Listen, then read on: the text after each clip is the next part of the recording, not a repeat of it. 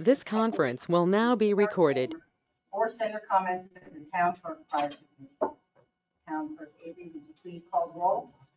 Commissioner Field, Here. Commissioner Michelek, Here. Commissioner Cos, Here. Vice Mayor DeHassett, Present. Mayor Hobart. Here. Will you please rise and join me for the pledge of allegiance? I pledge allegiance to the flag of the United States of America and to the republic for which it stands, one nation, under God, indivisible, with liberty and justice for all. All right. Are there any additions, deletions, or modifications to the agenda?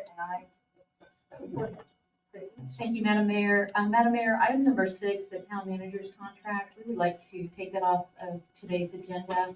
There's been some last minute questioning. We want to make sure everybody is comfortable. And so I'm speaking with Ms. Ladner about that. We'd like to move it off of this agenda and perhaps then set it up for a special meeting. All right, do we need a consensus for that, or are we good with We're going to take a vote once we get through the rest of the change in the agenda? I would like to move that we move item 8 to the front of the agenda items. Because I think most of our audience here probably has something to do with that in that way. I want to move item 8 to the top of our agenda. So that would be under regular agenda item 5. And yes, Lynn? Ms. Ladner? Yes, Madam Mayor. We need to add under presentation and proclamations a staff introduction by Chief Jones.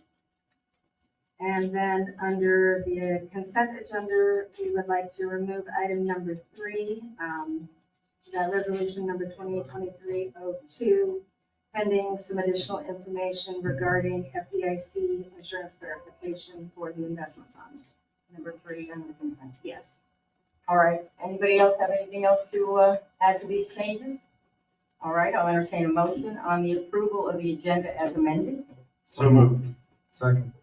All right, we'll take a vote. Clerk Avery, want to ask us? Commissioner Field, Here. I mean, here. Yes. Commissioner Michelek, Aye.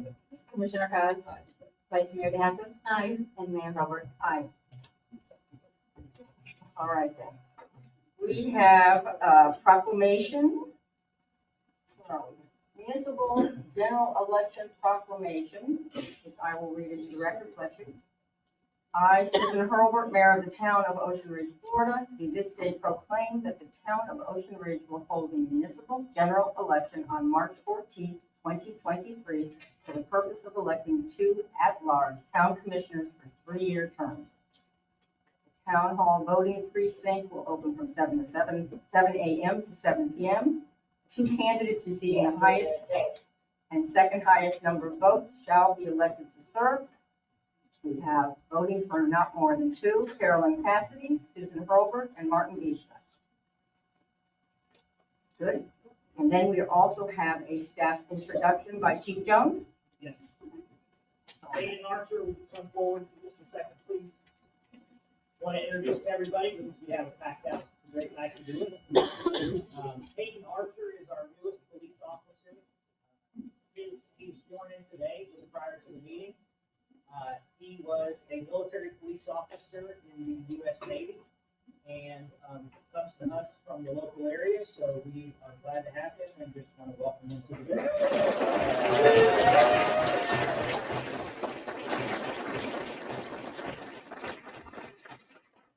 Thank you and welcome, Hayden. All right, Town Clerk Avery, would you please read the announcements? Sure. The meeting scheduled for the next month is as follows. Regular town commission meeting, Monday, March 6th at 6 p.m. Board of Adjustment meeting, Wednesday, February 15th at 9 a.m. Planning and Zoning Commission meeting, Tuesday, February 21st at 8 a.m. And the Infrastructure Surtax Committee will meet immediately following the Planning and Zoning Commission on Tuesday, February 21st.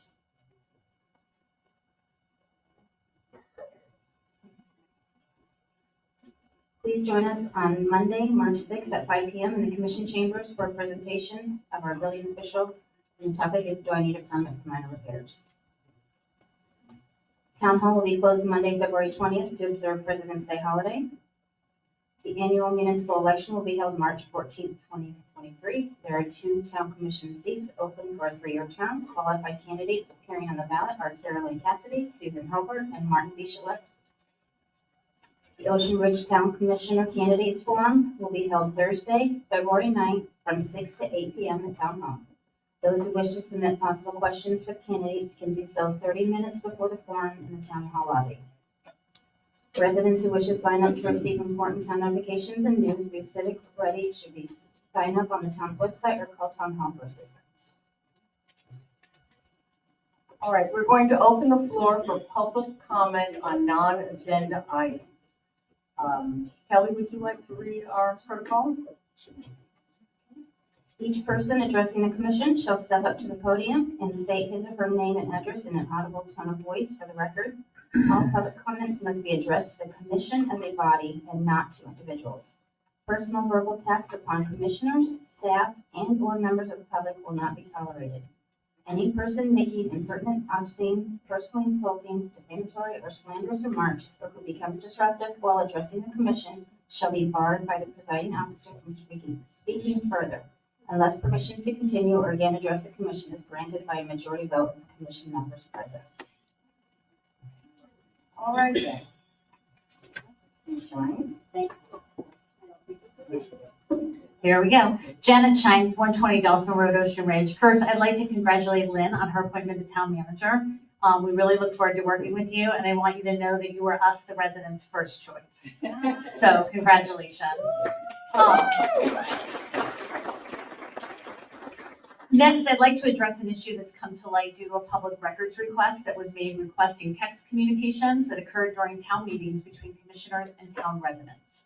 From the data I received, in which anyone here tonight has the right to view, there was only one commissioner that had a trail of bidirectional text messages while on the dais.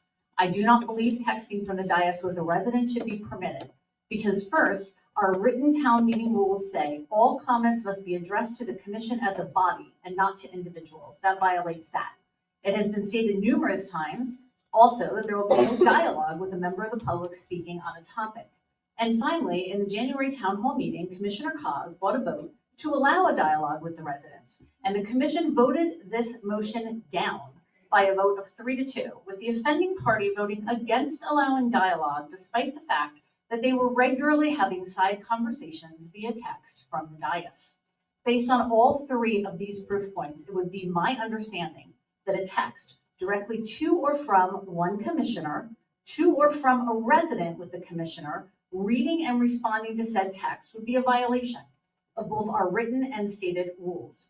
The texts are included in the public records request, and they clearly show text communication occurring during the town meetings with the commissioner in question, disparaging residents, discussing official decisions, asking or acknowledging support for positions from the resident, and taking advisement on issues like administrative salary, permits, and matters of government.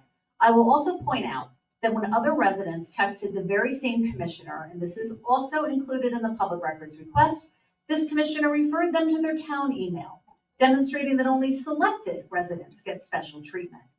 This situation to me seems to be 1, a clear violation of our town rules and our charter. 2, a situation where we're allowing special access and treatment to a resident and enabling them to govern de facto by advising a commissioner how to vote or proceed in public meetings, which is in direct violation of many rules. And finally, exposing us because there were disparaging comments that are now in the public record that could be used as a basis for a lawsuit from a resident, particularly because specific residents' names were mentioned or intimated. As such, I'm going to ask tonight on behalf of all the residents in the town that the commission take action this evening and hold a vote right now to direct the town manager and the town attorney to first conduct a more complete record search of the offending commissioner, Vice Mayor DeHaafet's texts during all public meetings where she was acting in a government function, up to and including the January town hall meeting, candidates forum, and all other public meetings. Second, research any and all laws, rule of conduct, and public meeting guidelines that these text communications may violate, and then come back to the March meeting with the findings with an official spot on the agenda to share the results of your recommendations with us as residents. After all, we're not inmates, we're not full of hot air, and we're not a mob. We are taxpayers. We're the citizens you serve, and we're asking you to treat us equally and fairly, and you're not.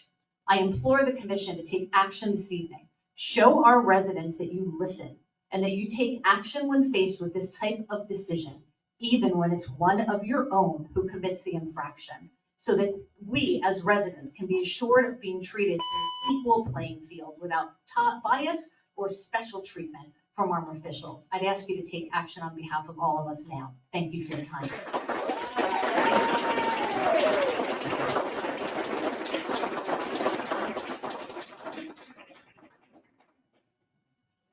I may not be as interesting as controversial. Would you state your name? My name is Tom Bowersox, and honorable members of the town council, town manager, mayor, and chief of police.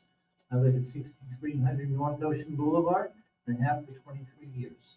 I'm a full-time resident for 10 of those years. The town of Ocean Ridge is a wonderful and safe place to live. I'm sorry to inform you that you now no longer have complete control of the town of Ocean Ridge. You have ceded part of your control to the bike riders who travel through our town. I am among the many Ocean Ridge residents that are concerned about this ever-worsening problem. Currently, most of the bike riders consider following the traffic laws of Ocean Ridge their responsibility, not to obey the law. They do not stop for red lights. They do not stop for pedestrians crossing marked crosswalks. They think that they must share the road without cars and pedestrians. We should all be gone from the road. They do not consider that people are asleep at 6 o'clock in the morning. You know, on the corner of Ocean Avenue and North Ocean Boulevard, I see it all. I have seen people blowing through red lights without consideration for other traffic. I have seen bike riders daring cars to turn from Ocean Avenue as the bikes run through the red lights. I've even seen a group cheering as the leader ran the red light and the other 40 people followed through, while the cars just had to wait for them to go through. I've also, and I have been, threatened by bike riders when you cross into crosswalks. I have 2 little dogs I walk every morning and every evening. And I will get to the crosswalk sometimes, think there's enough to get across, and the bike riders will yell at you, "Do not walk in front of us, we can't stop." Well, my answer to that is, if you can't stop, head off the road. They also harass drivers at the red light. I saw a senior citizen who obviously didn't drive past the bike riders, as the bike riders surrounded her so they could get in front of her before she went through the red light. Also, we have not children, but adults riding on the wrong side of the street and on our sidewalks. Driving the wrong way when we had the one way on south of here on North Ocean Boulevard. I saw bike riders go the wrong way, dare the car to hit them, then go up to the next light and turn left on red with no consideration. Passing cars that walk crosswalks. I was waiting for a couple to cross. The bikes passed me and intimidated the people crossing the street. I have a proposed solution. It's very simple. 4 Sundays in a month, 4 Saturdays. Sir, we're at 3 minutes. Yeah. I'll be happy to be a little longer. Oh, thank you. I'm almost. Okay. I would have one policeman at the intersection of Ocean and Ocean with a walkie-talkie to park in my driveway, and he could tell a policeman in Coconut to the north and Hudson to the south. These people ran the light, and the person parked here by the police station or Coconut could govern and rule the crosswalk. I really urge you to consider this. And again, I gave you a proper defense. Thank you, Gary. All right. What I'm going to ask is, so we get out of here before 3 in the morning, is let's not applaud after every, I get it, we all agree here and there, but let's just keep moving if you don't mind. Ms. Bingham? Betty Bingham, 1 East Ocean Avenue. I have an addendum to that. A long time ago, we put a policeman out at the stoplight. He stopped 40 bicycles, fined every one of them $50. And guess what? They stopped running the red lights. And the other thing I think we need to consider is making laws about motor vehicles ridden by 9, 10, and 11-year-old children on sidewalks. They should not be on the street, but we ought to think of how we're going to handle that before it gets out of hand. Thank you. All right, next, please. Hello, sir. Tom Perry, 19 Harbor Drive, South Ocean Ridge. I concur with the gentleman here. I think that the bike riders, especially the groups of 40, 50, 60, that should be limited somehow, maybe in smaller groups. My concern right now is a safety issue on Old County Road, I guess along the beach there, but the speed limit is 20 miles an hour. And in all the side streets here, it's like 10 miles an hour. 20 miles an hour to an outsider, they're speeding through there, and it's more of a pedestrian walkway now, especially in high season, where a lot of joggers and people are out there, and I just think that you ought to consider, I don't know if it's a state issue or a local issue, consider lowering that speed limit to 10 miles an hour along the Ocean Road. Thank you very much. Next.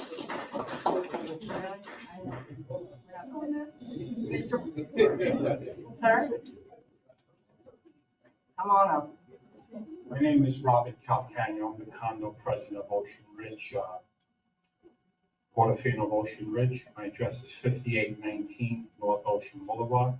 I wanted to ask the commissioners and the mayor, what is the legality of, I notice on our tax bill that we're paying taxes on the beachfront property. And we're also paying to maintain the beaches. Let me just stop you for one moment. If this has to do with the agenda item that's coming up regarding the signs and the beaches, could you wait for that subject? Yeah, I can. Thank you. Okay, thank you very much. All right, we're on non-agenda items. Mr. Brown? Thank you. Much lighter. No, you go, and I'll wait for you. Stella, beauty, wisdom. Stella Cole, 204 Beachway Drive. On a lighter note, I would like to invite the whole town on President's Day to please join the Starbright Foundation. We are having a ice cream social, free ice cream from the vendors across the street, Boardwalk. We'd be pleased to see you. Please come and meet our association and let you know what's going on in the town and how we can help you. Thank you.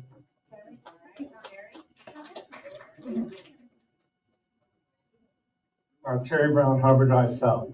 I'm going to ask a question regarding an item that's on the town engineer's report, and I know she's never here, but I could ask this question now. In terms of public record, we asked the town clerk for information. She has indicated on the report that there's a closeout of the crosswalk project on A1A where Crown Colony is. The report states that all the paperwork has been returned in. So will that project cost by item be available at the clerk's office? We'll refer to the town manager after. Yeah, I'm interested in how many tax dollars went into paying for that project, our tax dollars. Thank you. Thank you, Mr. Brown. Do we have it?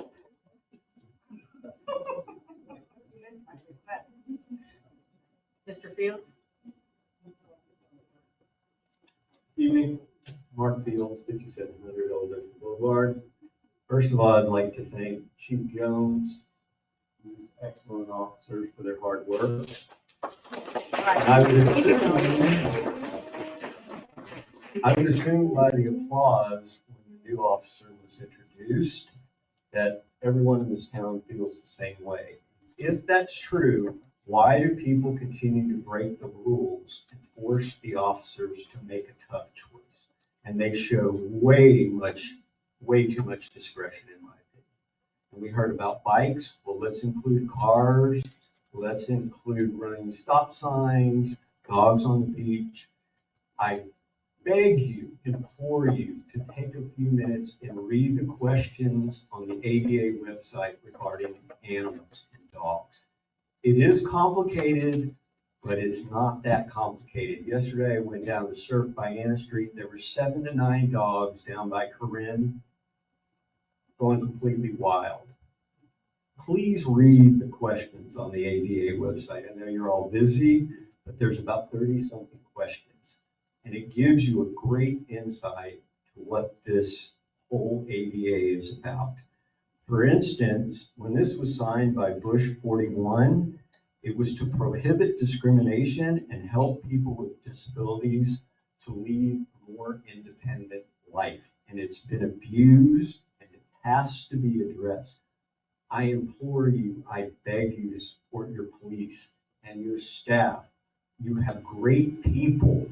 And I'm coming from Delray after 28 years. I can assure you, do not go down these paths of pettiness and politics. Support your police, support your staff. I don't always agree with them, but I support them and I show them respect that I do not break the law and I will not force them to now have to stop and pull me over. As one person who was caught in front of our building with the dog said to the officer, "Don't you have anything better to do with your time?" I couldn't agree more. Of course they have better things to do with their time. We've had at least 2 of our units you can see where somebody tried to break in through the screen or maybe even pop the window up. I want my officers taking care of things that are important. Public safety. And don't get me started on Old Ocean Boulevard.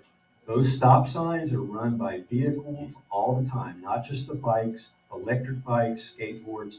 And I don't even really care, and I regret saying this later, if somebody gets hit at this point and you're an adult, that's on you. I do care if children get hurt. That would bother me and disturb me greatly. And we have a lot of kids on Adams and a lot of kids who go up there. I implore you to support your staff. Thank you. Thank you, Mr. Fields. Do we have any other public comment? Please.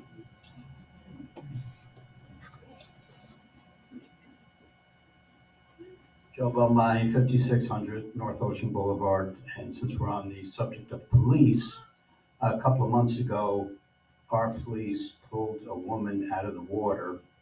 She was floating there. Somebody was doing some roofing work, and they called the police because they saw a body floating in the water. And police person Alex pulled her out, and policewoman Debbie was there, and police officer Bobby McAllister. And this woman owes their life to them. And about the time this was happening, or just after it happened, and the paramedics took her to the hospital, I had a knock on my door, and it was Bobby McAllister and Officer Debbie. And they said, "Your wife is in the hospital, but she's all right. Do you want me to bring you there?" And well, going a little bit further, Officer Debbie came to the house several times. I got to know her almost as well as my 3 sisters. And she kept following up, and then she brought Officer Alex, who I never met, over to the house so that we could meet him. And I thought the follow-up was just stupendous. And I want to thank the police, talking about the police should be there for public safety. Well, they were, and I'm very thankful for that. And one thing I want to say about Bobby McAllister, when I saw him knocking on my door, usually he walks in and asks for breakfast rather than knocking on the door. And I know Bobby's not going to like what I'm going to say, but don't let him retire. Thank you. Thank you very much. I think Debbie was back there somewhere. You want to take a bow here? Is she hiding? There she is. Hey,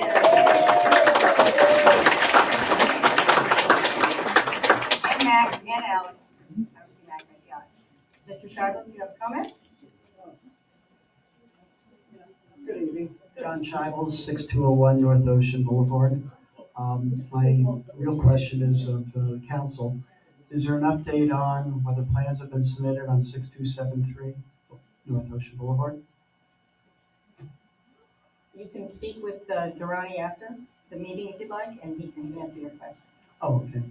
Thank Because you. I raised the issue last week, All right. that's why I asked. Very good. Thank you very much. All right. Any other?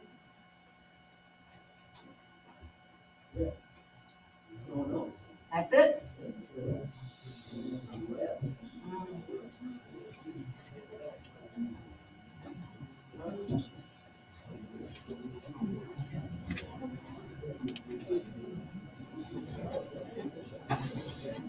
All right. right. So many of everybody. my associates and coworkers seem to be out here.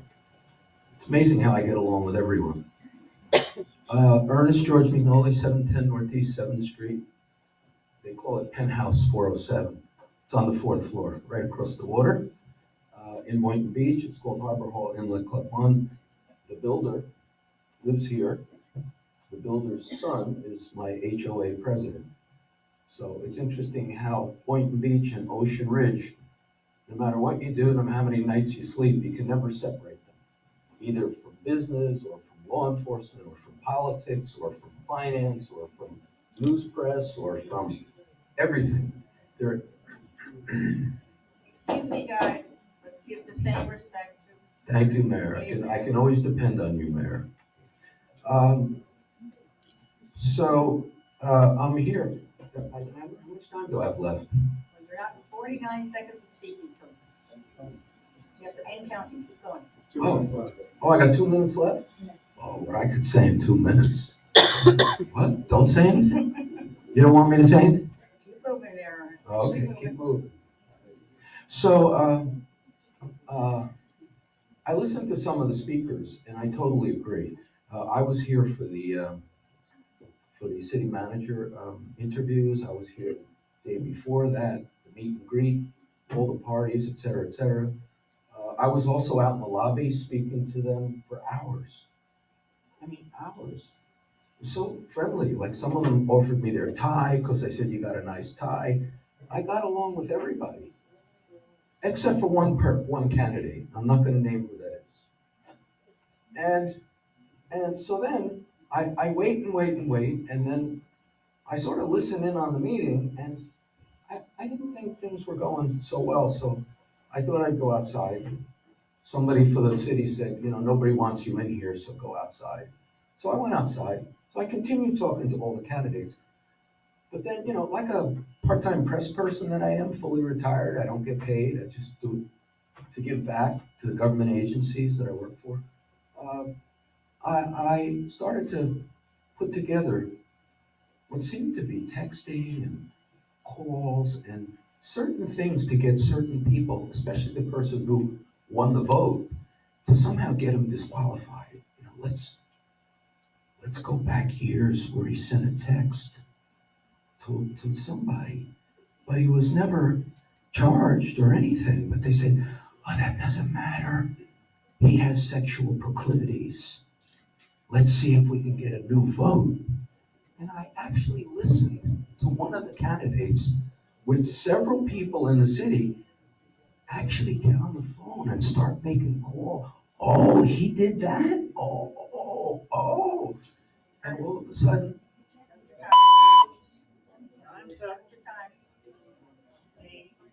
can I get an extra 10 minutes? Thank you. All righty then. Not happening. Do we have any other non-agenda, excuse me, over here, we're having a meeting. Thank you. Do we have any other public comment on non-agenda items?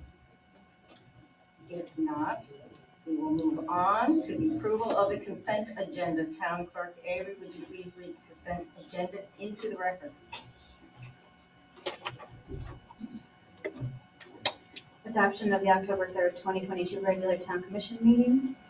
Approval of the budget funds for the 5-year lease of HP DesignJet T2600 PostScript large format plotter printer and scanner in the amount of $12,275.40 with an annual cost of $2,853.84.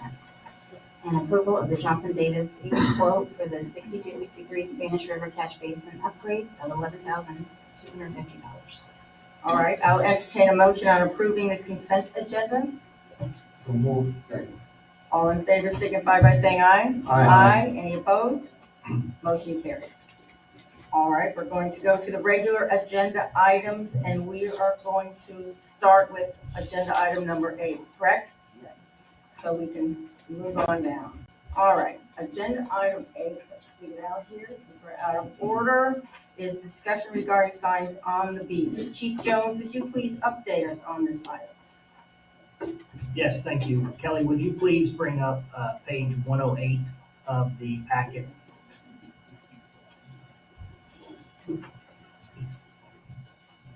While she's doing that, I just want to give everyone an explanation of what I've done and why. I have completed a full inventory of every sign, post, and crossover in the entire town, from the north end to the south end of the town, from the beach as well as on the public side of Old Ocean. The purpose of this was due to the number of discussions and meetings that have had discussions relating to signs and beach-related materials being brought up. I thought it was relevant for the town to see exactly how many signs, what type of signs, the size of the signs, as well as all the other structures that existed on the beach, whether meant to be there or not. I am in no way an advocate for or against signs, and that's not the purpose. But I want to explain the proposal and presentation that I've put together so everybody understands it in the event you access it and you want to see more detail. The first page is an overall map, including a legend of what colors indicate what type of structure exists at that location, as well as more detailed zoomed-in maps as you continue on through the presentation. Those zoomed-in maps have numbers associated with each one of the pin drops on the map, and each one of those numbers correspond to the photos that are attached later within the packet.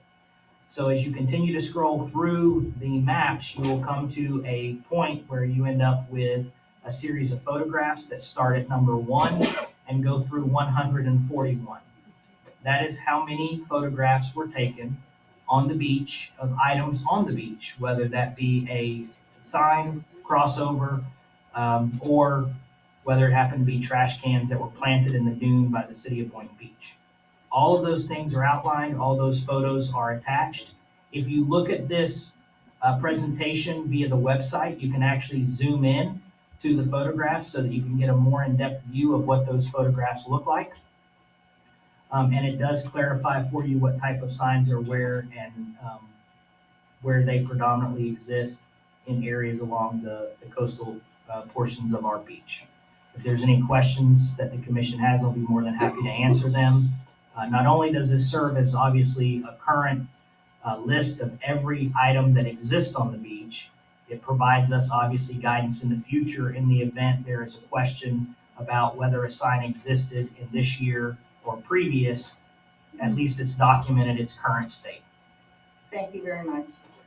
All right, I'm going to open the floor for public comment. The same protocol rules hold that we read earlier, 3-minute limit on this agenda item. Who would like to go Can I first? add something there? The agenda item is beach signs. What the chief is presenting is all signs on Old Ocean Beach, crossovers, etc. So I think this discussion should be limited to the signs on the beach, because that is a specific issue versus the signs on the roads. I think that was the intent of this agenda item. Signs on the beach, says right there. Discussion item. All right, who's our first? Come on down.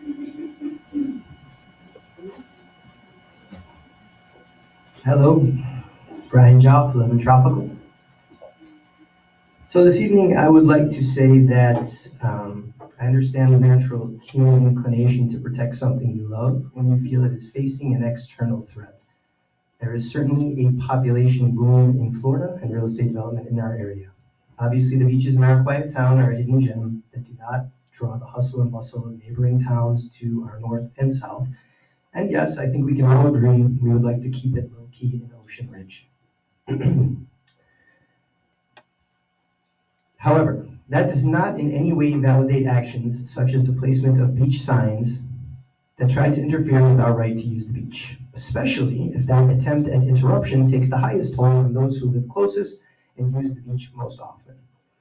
The increased attendance tonight is comprised of people probably that have been impacted the most directly. Some fish, some run, some surf, some dive, some paddleboard, some meditate, some just like to sit in the sand with their families every day or every night. They're here to support our push to eliminate beach signs and advocate for our right to enjoy the beach. Why we must fight for this right is beyond me. More than the restrictive parking regulations in place, more than the fines for pickup, drop off at public access points, more than the signs of all kinds that litter our dunes and beaches, more than the chained off and blocked pathways and threats of prosecution for sunbathing here or there, more than the hidden camera underneath the banister on the Turtle Beach access, even more than the Wi-Fi network that you can find on your phone if you stand on the corner of Old Ocean and Tropical entitled "Keep Off My Beach." That's one word. More than all of that ill-spirited effort to stoke fear combined, the people that showed up tonight and people like us are the protectors of these beaches. We pick up trash if we see it. We oblige one another and our neighbors with positivity and a welcoming spirit. And we keep the environment safe and kind. We are the deterrent that will actively ward off any unsavory group and any action or behavior that does not fall into line with the unwritten code of the beach that we understand. We keep our beaches as they are, the way everyone likes them, not the signs, not the chains, and not the threats. A minority in this town have made a problem out of our greatest solution. Let's acknowledge the right of our residents to use the beach freely and acknowledge the collaborative, not competing language that governs the relationship between landowner and beachgoer. Our residents' best interests should be at the heart of every decision made by the commission.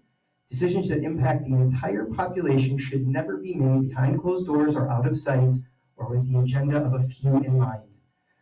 Let's please move to abolish the beach signs, and let's stop using the town's taxpayer dollars to have the police enforce the wants of a minority. My guess, and it is only a guess, is that they dislike having to do that as much as we dislike having to see it. Thank you very much.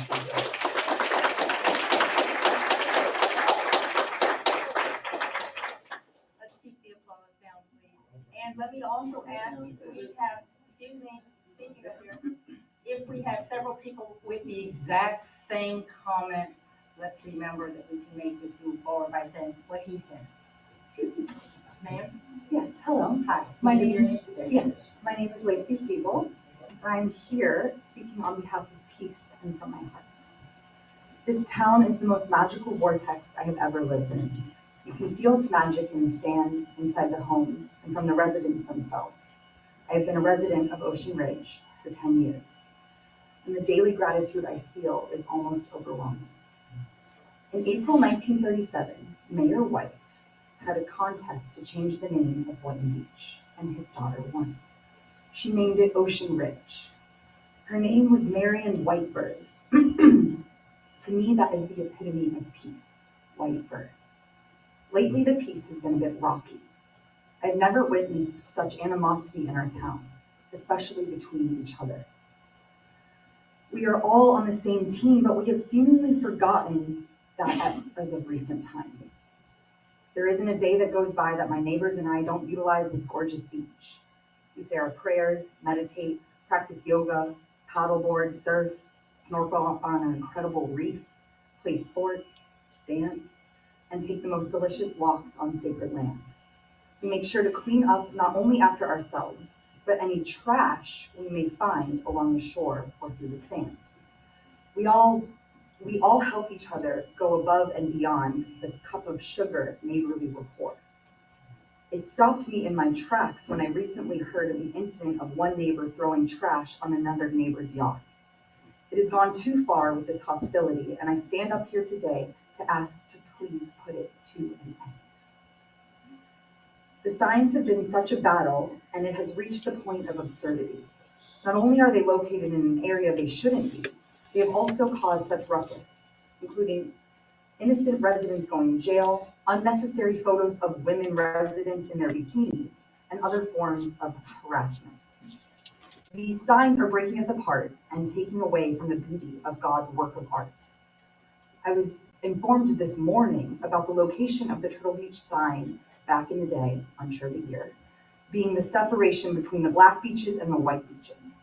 What an interesting serendipitous correlation to what has been unfolding lately. Through all of my years here, we have always been a collective collaboration, so no need to recreate any segregation. Let's leave that to the past. There's been a lot of vinegar poured out, and it's time to sweeten this area of our town with some honey. Thank you all for your time and putting this on the agenda for me. It means so much to me and my neighbors. Thank you, Lacey.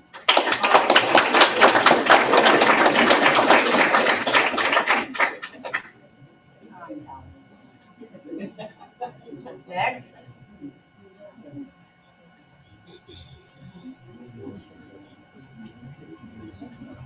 Hi. Hello.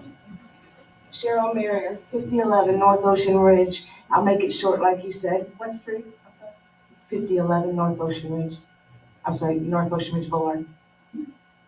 I'll make it short like you said, what she said and what he said, and then some. This town is very quaint, it's nice, and I don't like the way it's changing either. Can we please bring back the peace, the tranquility? It has a special manner, we want to keep it that way. Thank you. Thank you. Mr. Curry, please, we will get through this and everybody would please hold their applause, because I think there's many more to talk. Sir. Robert Calcagna, Waterfield Ocean Ridge. What is the meaning of a private beach? Can anybody legally give me that? I'm living here 23 years. We've been paying taxes for the beach.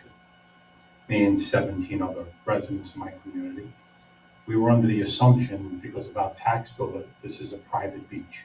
Can you give me an explanation to that? We don't do a dialogue, we just want to listen to you. If you have an actual question, you can come and speak to any of us on your own time, speak to the town manager, she'd be happy to. Okay, thank you. All right. Next. No, I'm just kidding. All right, next, who else have we got?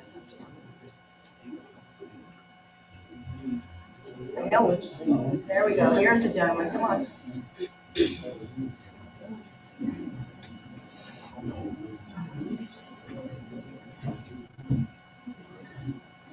Good evening, Robert Hartzell, Robert N. Hartzell, PA, 61 Northeast 1st Street, Suite C, Pompano Beach. On behalf of Sunrise Beach LLC. Sunrise Beach LLC is a local company consisting of local residents in the town of Ocean Ridge. Sunrise Beach LLC members are concerned about both beach access and beach use, which includes the issues regarding the signs that have littered these beautiful beaches in this town. I've submitted comment on behalf of Sunrise Beach LLC, and they're all in your records, and I'll be very brief so that we can move on. Tonight, I would like to express 3 points, and they are not mutually exclusive. First, the signs are an obvious blemish on the town's beaches, not only ruining the views, but portraying this town as exclusionary. These signs also become flying projectiles during serious storm events and litter the beaches. Second, the sign issue is a rather new phenomenon and coincides with the town's acquiescence of the town's beaches that have been used and enjoyed for decades by all the residents in the town. The town beaches belong to the residents through customary use. While still under private ownership, your beaches have been customarily used throughout the history of the town. And under the customary use doctrine, the town can allow all of its residents to use its beaches. Customary use used throughout the state would eliminate the need for signs that indicate trespass and the use of public police funds to enforce prohibition of use. The Florida Supreme Court has recognized, and this is really important, this is from the Tonorama case, no part of Florida is more exclusively hers, nor more properly utilized by her own people than her beaches. And the right of the public of access to and enjoyment of has long been recognized by the court. The general public may continue to use the dry sand area for their usual recreation activities, not because the public has any interest in the land itself, but because of a right gained through custom to the use of this particular area of the beach, as they have, without dispute, without interruption, for many years. The third and final point is the Florida Constitution, Article 7, Section 10. It prohibits the use of public funds for private purposes. The town's beaches, specifically on the southern end, are critically eroded. At some point, you're going to need to fix them. And the only way to do that, that's hundreds of millions of dollars to restore those beaches. The only way you can do that to access public funds, state funds and federal funds, is that they have to be open to the public. In conclusion, the town should adopt an exclusionary view of the beach sign issue. Remove the signs from the beaches and explore customary use as an option for the residents. Thank you.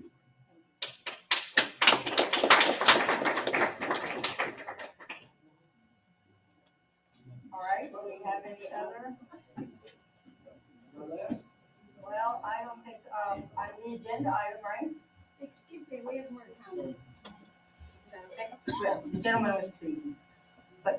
Ernest, we let the lady, we haven't heard from her. I will keep it short and sweet. Hi, my name is Taylor Nixon. I live at 1 Tropical Drive. I'm a registered nurse, moved here about 2 years ago. As somebody who works as a first responder in emergency situations, I'm not one to come out here and start some stuff. So just like to keep it short and sweet. I agree with everything that we've had Brian say and some other people who are against the signs. One major thing that I wanted to discuss and bring up to your attention today that had got me to come here was recently while using the beach, I have felt violated. I have been out there in my bathing suit, relaxing, reading my book, and I have been getting videotaped by some of the neighbors, probably to use as evidence against or as evidence of being in their property. So that is very stressful and a little bit aggressive. I think if we could please stop that as a town, that would be greatly appreciated by all the women. Thank you. Thank you. It's like a kindergarten class. All right, who else do we have here?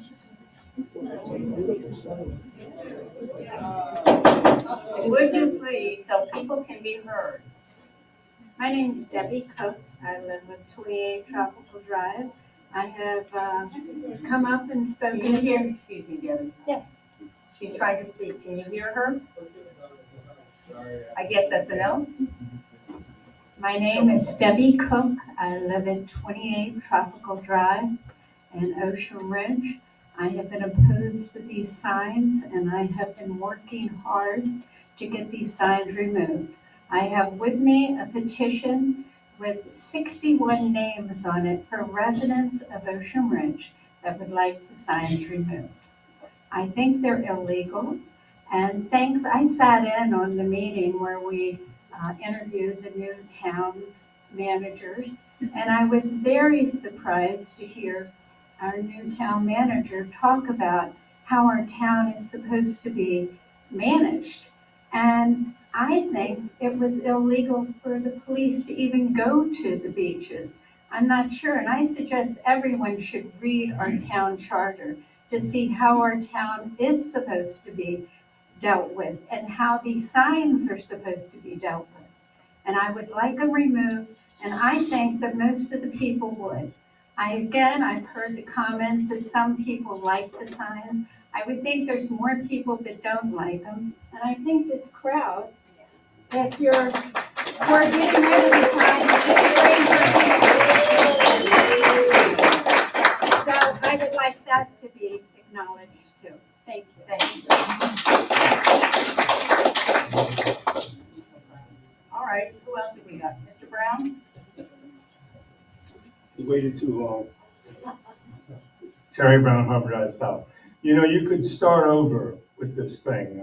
This happened a few years ago, I believe with Ken Skank, that started issuing permits with the letter. It's in the code and it's allowed that the town manager on their own can issue, quote, a permit for a sign on the beach.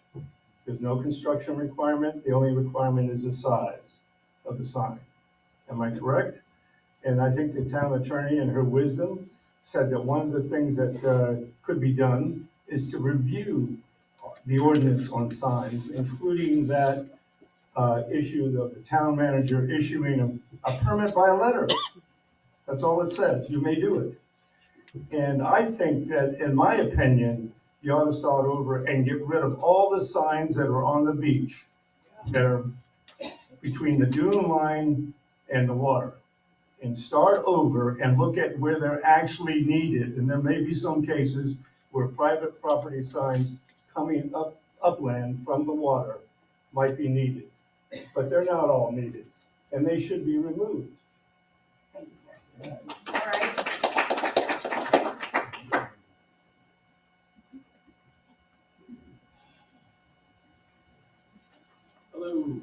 Hello, commissioners, everybody. I'm at Wayne Cook, 28 Tropical Drive and 5500 Old Ocean. We have a couple of properties there. And do these people in this town expect us because we don't live on the beach, to not be able to use the beach, but pay tens of thousands of dollars in property tax, but we can't use the beach? Really? Wow. It's, this is ridiculous. It's got to stop. Signs have to come off. These people have to get along together and just stop this. This is wrong from a moral point of view. Okay? Thank you. All right, do we have anybody else?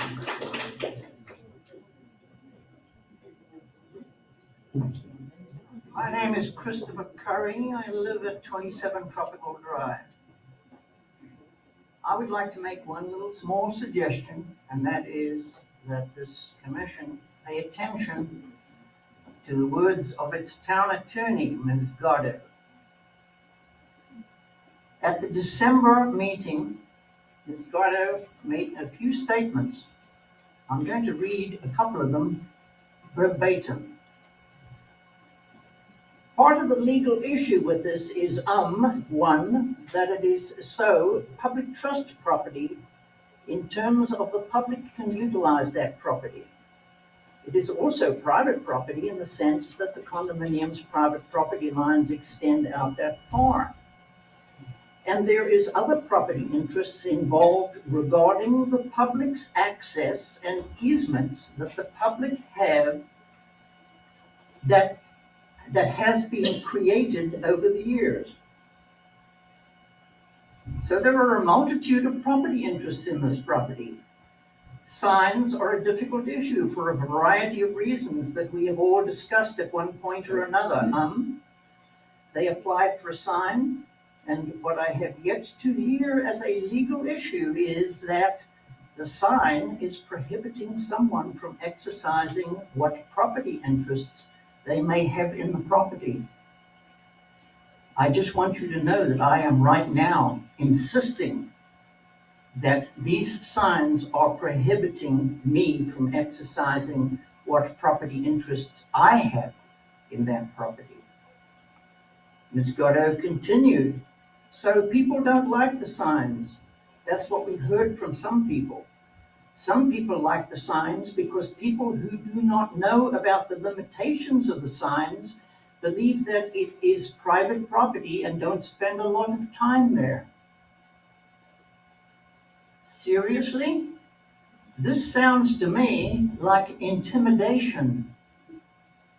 That's the sole purpose of those signs, is so that because we are misrepresenting what they mean and what their limitations are, we are going to intimidate you rubes out there into not using your beach. So there's pros and cons to these signs from a legal standpoint. One final sentence is, it's not just the public trust doctrine that applies to beach property. There's a bundle of property rights in beach property. So trying to balance those property interests is always a struggle. I have been fighting this fight for the last 3 years. I do not know of a single instance where this town has even shown an interest in protecting my rights. Thank you very much. Thank you.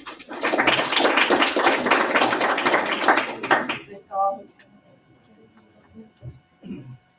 Stella Cole, 204 Beachway. I am here in support of all of these neighbors. I feel for them. We've had problems on Beachway, but we never let anybody not come on our beach or call the police about them. That's number one. Number two, when we start this meeting, the mayor specifically asks the town clerk to read what the decorum is for the meeting and speaking public comment. For you to call us kindergartners is disrespectful to us. If you expect us to be respectful to you, please do the same for us. Thank you.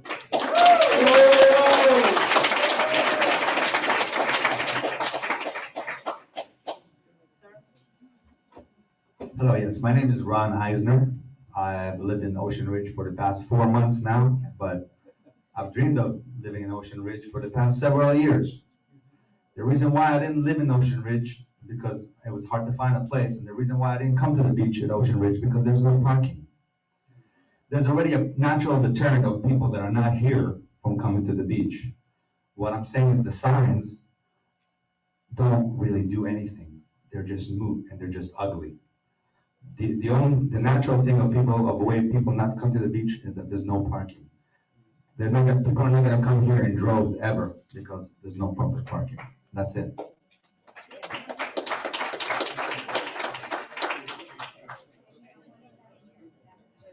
Hi, my name is Drew Lieberman. I live at 16. Gentleman's trying to speak. And, I'm sorry, what did you repeat your name? yes, Drew Lieberman, 16 Douglas Drive and 6070 North Ocean Boulevard. I just want to say that I am in complete agreement with what everyone's been saying with the removal of the signs. I didn't come up with anything written. They all said it better than I could, so I just want to say I agree. Thank you. Thank you. All right.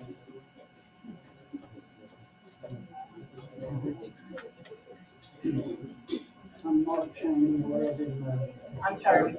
Mark Cheney, 11 Turtle Beach. But I'm in deference to one lady, her statement, and I might misinterpret what she said. But she said they didn't think the police should be able to come on their beach. And I've witnessed some people throwing beer cans and raising hell on our beach, and I said something to them back. And I wish I had that policeman's number, but they should be able to come down there and things like that happen, because we want to protect the beach so much. I think we should give a handshake to our wonderful police force.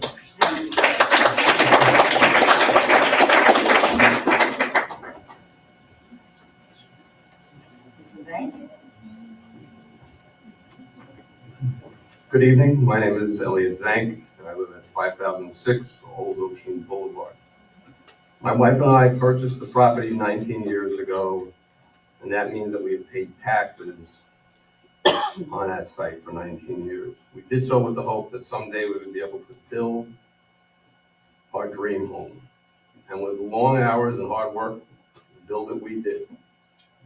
Honorable Mayor Howard, Commissioners, newly appointed Town Manager, staff, ladies and gentlemen, I appreciate you allowing me the privilege to speak on this issue. Look, I don't mean to make light of this issue, but I really have to wonder why you are attempting to settle this issue in this venue. This is not an issue that can be settled here. So why add this to the formal agenda? Let me explain the rationale behind this. The citizens of the state of Florida passed HB 631 that protects beach owners' rights to the mean high water line. This bill was voted on and passed and approved by the populace of the state of Florida in 2018. This is settled law. The provisions in the bill prevent local governments from enacting customary use ordinances. That's you guys. Remember, these parcels have deeded beach ownership and are taxed as such. So, conventionally, and for the purposes of this discussion, ownership is to the wet sand. Signs on these properties have been present for decades. I can produce pictures that substantiate this.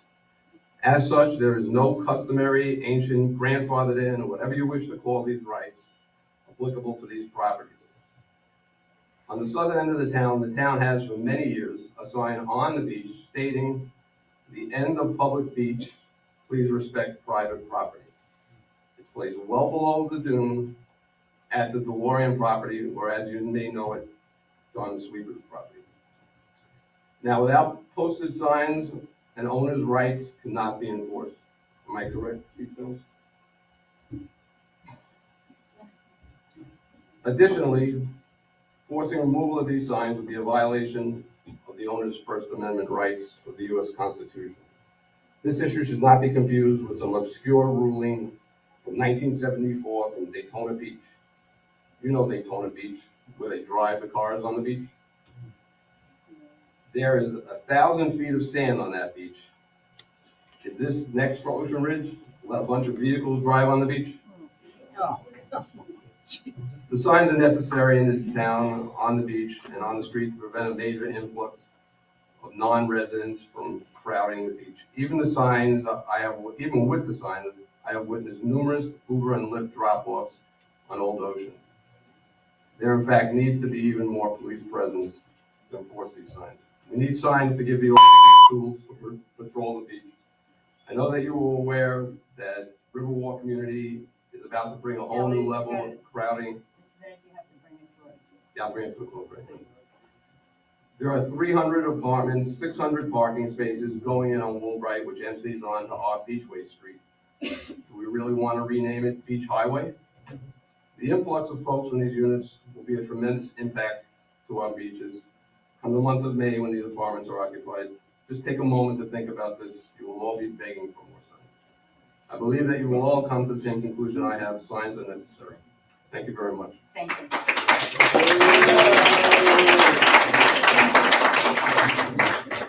All right, who else have we got? Your turn, quick. Good evening, council, everybody who's here. I'm a new neighbor. I've only been living here.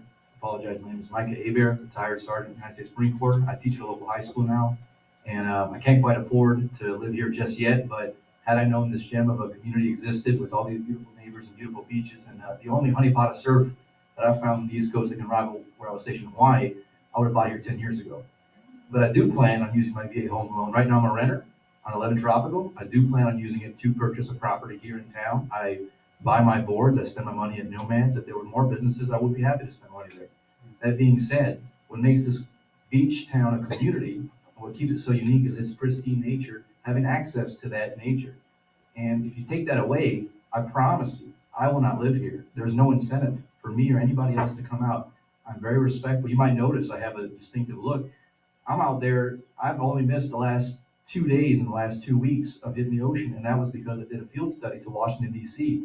And if we wanted to abide by tyranny, I mean, I just spent 2 days looking at all these monuments to what can be done when democracy's taken into account. And even besides the fact that the majority is against these signs, look at the economics of it. Look at the tax base. I mean, if I'm going to flee, how many other people are going to be unwilling to move here if a business gate, which should be our right to, as the gentleman said, the low water line. That wet sand, we should have access to it. We pay taxes, we live here. I want to live here. Please don't take away my incentive and everybody else's beautiful, beautiful beach access. Thank you. All right, who else have we got?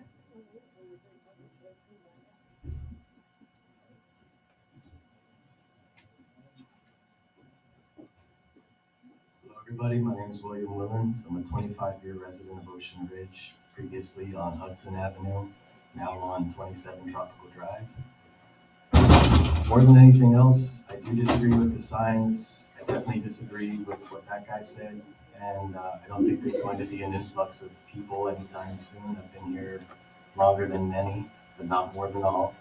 And my father was commissioner of Ocean Ridge at the time, also close family friends of Allison, previous mayor. All of these people kept the community in mind. I don't know much else to say of that. It's pretty sad to see this. I'm not the best at public speaking or anything like that, but I thought it was important to say my name and that I'm opposed to the signs and where they stand now. So thank you. Thank you.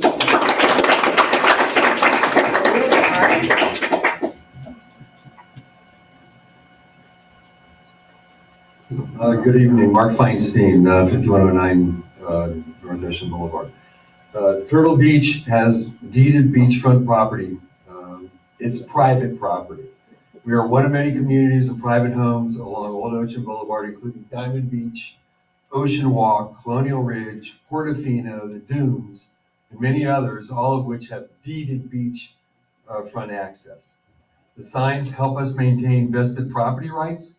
We have been maintaining our beach for over 40 years, spending thousands of dollars year after year that these people who don't live on the beach, who don't own deeded beachfront access, don't have to spend. Now, there's a very vocal minority of people based on Tropical Drive spreading misinformation about signs being illegal and a blight on our shoreline. But it's all a ruse, because what they're attempting really to do, and they're not even hiding it anymore, is to make all private beach public beach. They want to take away our private property rights, the beachfront rights that we paid for, and use it for their public. They haven't paid for it, but they want to use it. And this commission has given them a soapbox to put this on the agenda, giving it an air of credibility to continue spreading this misinformation, allowing the misinformation that they've been continually telling this commission to do. And it's almost like a disease, because if you don't stop it, it's going to continue. Now, we're here, we're calling for the commission to put a stop to this. First, let's talk about illegality of signs. This stems from tropical wizard Chris Curry saying that our signs are illegal. They are not. Turtle Beach went through the arduous process of having all the signs permitted. They were approved not only by this town, but they were approved by the Department of Environmental Protection and the Turtle people. The signs are necessary because of the transients who would be steered to our beach by the tropical gang. We've had drunk people, we've had disorderly people, we've had loud music. Hold on. We have a decorum here, and the decorum is that you do not address people by pointing at people, not addressing any member here or addressing. I won't point at Mr. Curry, but Mr. Curry. Let's go with State. Let's go with State and get our protocol. These people are coming and using our beach. They even went to the point where they would sit on turtle nests. We got approval from the turtle people. Oh, God's sake. Look, now does it go with it? I know. Hey, people, could we please let the gentleman finish? Misinformation even caused an individual to get arrested because of misinformation that was being provided. So signs aren't a luxury, they're a necessity. We have over a new apartment building that Mr. Zank talked about, 300 units that are being built with over 600 parking spots that are going to be available for these people. I personally have seen Ubers, people disregard your signs about dropping off people and coming into the beach and utilizing our beaches. Next, Mr. Feinstein, we need to wrap it up because you're half a minute over. Finish your thought. Listen, it's obvious that we pay for our beach. We expect that our private beaches be observed and not utilized as a public forum for everybody, and we ask the commission to stop the nonsense now.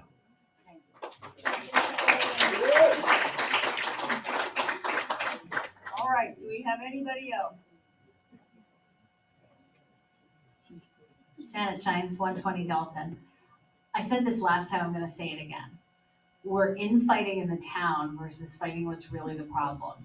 And the problem is we do have an influx of population coming through from across the bridge, whether we believe it or not, right, whether it'll happen or not, there's a problem. And the problem is that we're concerned that our beautiful pristine beaches will be destroyed or overrun by bad actors or by just, general traffic. There's a way to solve that, right?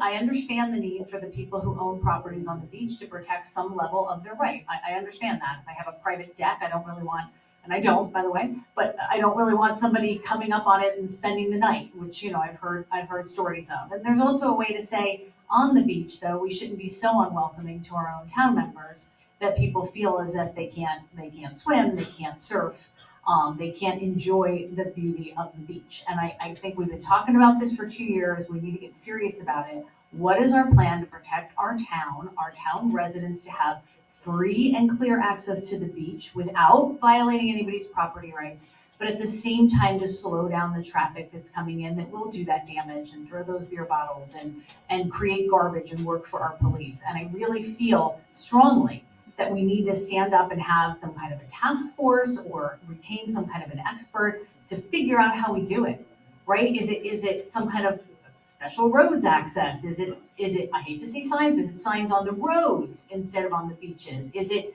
new rules? I don't know. I don't have the answer. I'm not a town planner, but I really think there's many towns that have faced this before us that have planned how to permit access for their residents to the beach that is free and customary use while not impeding property owners' rights and while not opening up a floodgate from across the bridge. And I really feel like we're gonna dance around this for the next 2 years and turn neighbor against neighbor versus coming up with a logical plan to stop what's happening, protect our beaches, and protect everybody's rights to free use of our beaches and enjoyment. I would implore you to please put together whatever thing you can put together to help resolve this so that our town doesn't continue to have our beaches just, destroyed and impeded. Thank you.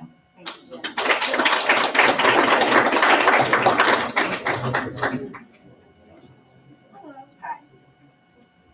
Cindy Landman, 38 Hersey Drive, and I'm new to the town, a couple of years, and that's the first person who said anything worth listening to tonight. So I just wanted to say thank you. So if that's the problem, if that's where this is all coming from, let's do something about that. If that's what everybody's worried about, the people coming from Prime Catch, is that what they're talking about, that building? That's what we need to deal with. Let's deal with that. That's a problem. I'm a beach goer. I'm there all the time. Nobody is talking to people on the beach. There's never anybody there. What are we talking about? There's no people on the beach. I'm there every day for a couple of hours. I never see anybody. A bunch of people over here, a bunch of people over there. There's no influx of people. Every once in a while, I'm sure, there's, a little bit of issue. That's why we have police. No big deal, people. Let's worry about what the problem is. That's a problem. We'll break it.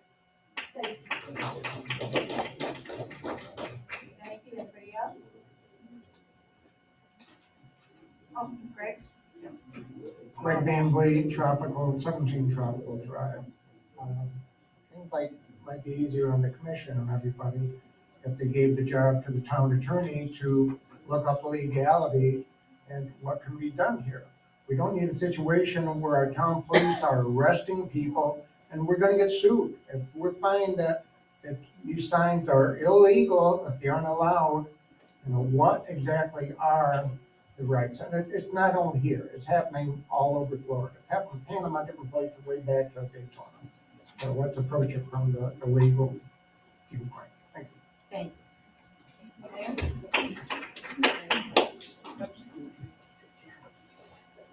Good evening. My name is Rebecca Baxter. I live on Tropical Drive, and I have been a resident of Ocean Ridge for 11 years. I am here to address the signs, obviously, and abolishing them. Not only have they become an eyesore, but the disruption it has caused within our community. The behavior I have recently witnessed from one adult to another is appalling. In all of my years here, I have never experienced such. From trash talking to throwing actual trash on people's yards, secretly videotaping people enjoying the beach, the list goes on. The beach is a place I visit daily. Clearly, I suntan. A place where I find peace, nature's endless beauty, and joy is now being compromised because of what is seemingly entitlement. One can simply look up Florida beach access laws and read that the Florida Supreme Court has ruled that private beachside owners cannot restrict access to the beach for people who have used this area for years. If these signs were designed to keep non-residents off the beaches, there are other legal solutions. Instead of going against each other, we should be coming together to keep our community the warm, welcoming, and charming place that I have always known it to be. Thank you for your time.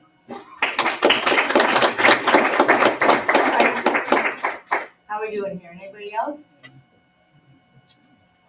Did you speak on this? No, you spoke on the last one. Sorry, I'm getting confused with mine. Joe Belmonte, 5600 North Ocean, and I didn't want to get involved in this, but nobody has mentioned that when we replenish the beach or have the beach replenished, it's with taxpayers' dollars. So people who say, I own property on the beach, that beach wouldn't be there if it wasn't for all the, I'm sorry, pointing, but to all the taxpayers. Old Ocean wouldn't be there because we have that jetty that goes out through the inlet, and the literal drift goes from north to south, and that's what stops the sand. So all the taxpayers in this entire state pay for the replenishing of the beaches. I just want to make that clear to some people who say, I own. Yeah, but it's all of our dollars that put that land there. In fact, the houses on the other side of Old Ocean would be beachfront until they got washed away if we didn't replenish the beaches. Thank you. All right, anybody else? Going once? Going twice, I don't have that. Oh, yeah, but we also have somebody, no, I'm just gonna read it in public record.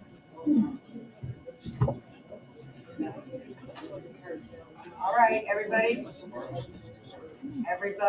please, we can get through this quicker. Thank you. And please, nobody clap for me. I don't want anyone clapping for me. All right. My time is gone. Ernest George Mioli, 710 Northeast 7th Street, Boynton Beach, Florida, condo 407.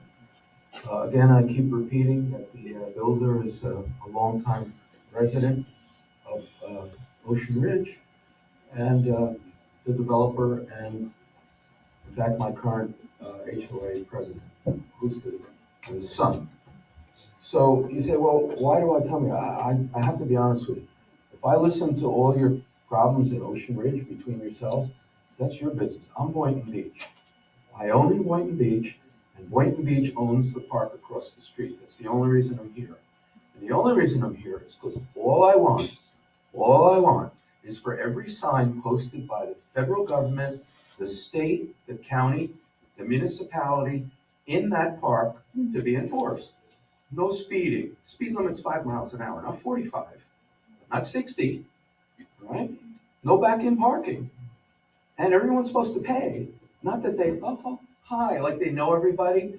And, you know, all these people come because they know people, they back in park. Ernest, let's stay on topic. We're talking about beach signs in Ocean Ridge. What? Beach signs in Ocean Ridge.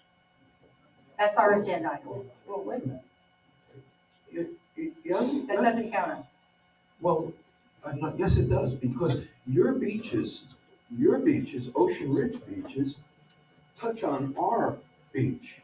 And what's happening is, because the people speaking can't do what they want on your beaches with signs, they think, well, let's just go to Boynton Beach Oceanfront Club. Well, that's not the way it works, because we're getting all the beer bottles, all the crime, all the taking our parking, all the parking lot rage, the smell of marijuana on the beach, people drinking White Claw and whiskey and tequila on the beach, throwing objects, dogs pooping all over the beach, people feeding the birds on the beach, so the birds are crapping all over us. So my point is, everybody, we'll get through this quicker. you know, really, you have to be quiet. So, you know, man, they don't stop talking. Tell me about it. Let's keep going, Ernest. So here's all I ask, and I beseech you, Mayor, and all I'm here for is that every single law that's posted across the street is enforced. And I mean everyone, because so many people walk right across the street from here, from City Hall, you know, and they pull in there, they don't park correctly, they don't pay, they bring in the dogs are pooping all over. So, look, that's all I want. Is that too much to ask? And by the way, those signs are illegal. And this is not the venue to be dealing with a legal issue. Thanks. All right. I see somebody else standing. Oh, no, you're just. Oh, I'm sorry. Please. I'm Wayne Rayner, 5801 North Ocean Boulevard, Ocean Walk. I'd like to have a tequila on the beach with any of you guys. I'll be there tomorrow. I wanted to thank somebody. I don't know who it was. We spent a fair amount of money putting in a new dune deck and walkway from Old Ocean Boulevard onto the beach. And we put a small little sign on the beach side that says private ocean walk. It's an ancient sign. Probably was there when my mother bought in 1985. Might have been when my grandfather moved here in 58. In any case, Nina came and the sign went off. And 2 days later, somebody brought that sign back and put it back in its place. And I just wanted to thank that person.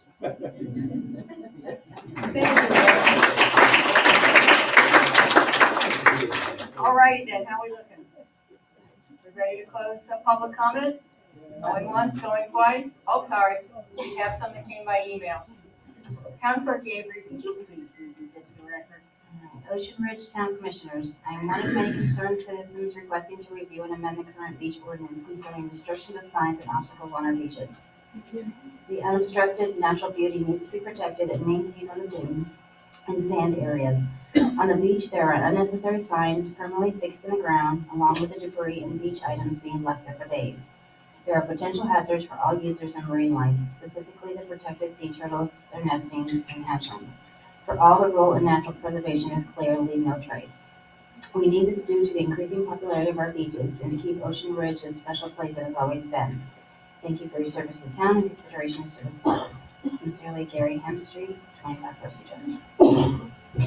Is that the only one we have? All right then. Public comment is now closed. We're going to open the floor for commissioner discussion. The item on the agenda is looking for consensus about the beach sign. I know we heard a lot of other issues come up, but we're looking for consensus on our signs. So, Mr. Pugh, would you like to take a crack here? Why not? Well, I think this is a multifaceted problem. However, the reason I was very vociferous in making it on the agenda as an agenda item from last month is because there has to be a time we stop talking about something and doing something about it. The sign, what the main problem I see is basically what everybody here is basically the sign on the beach.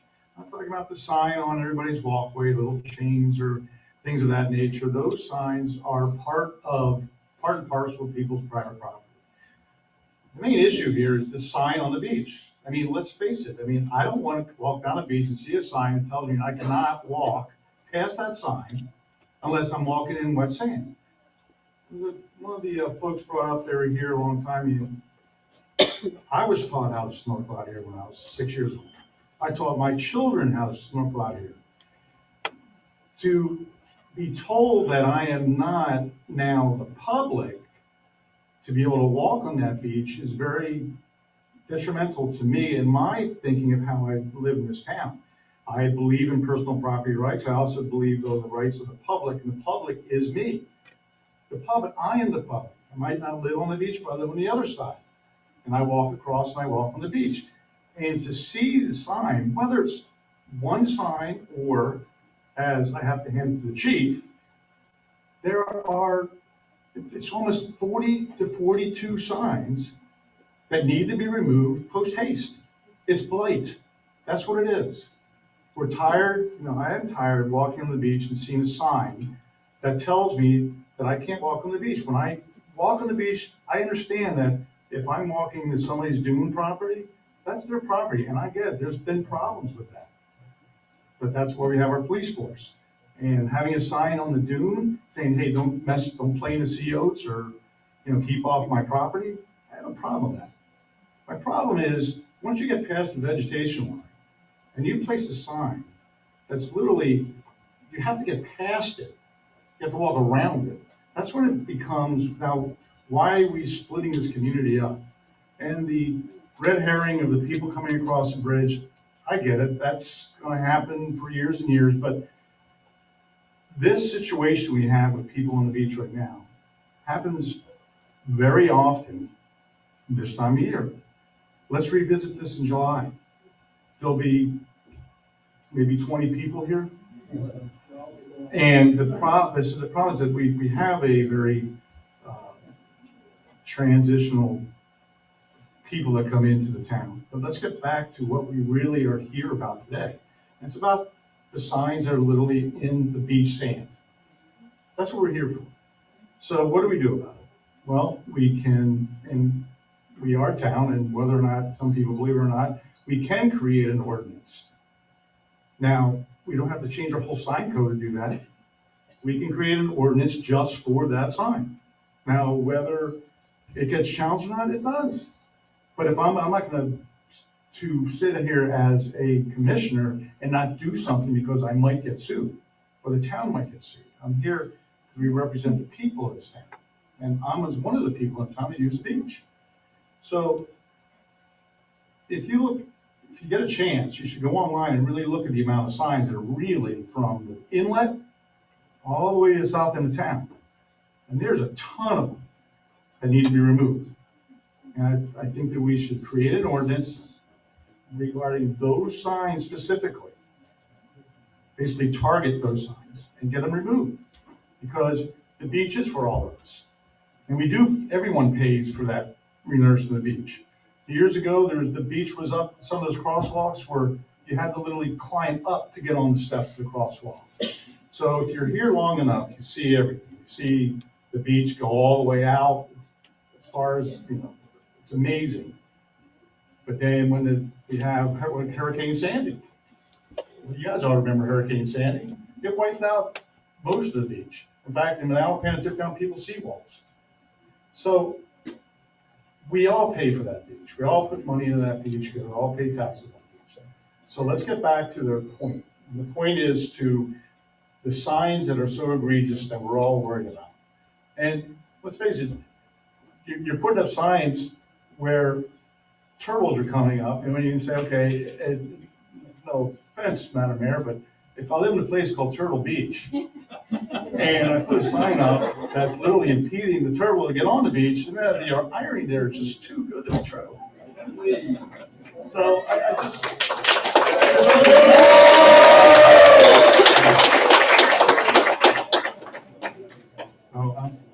think we should do an ordinance. I think that's one thing we should.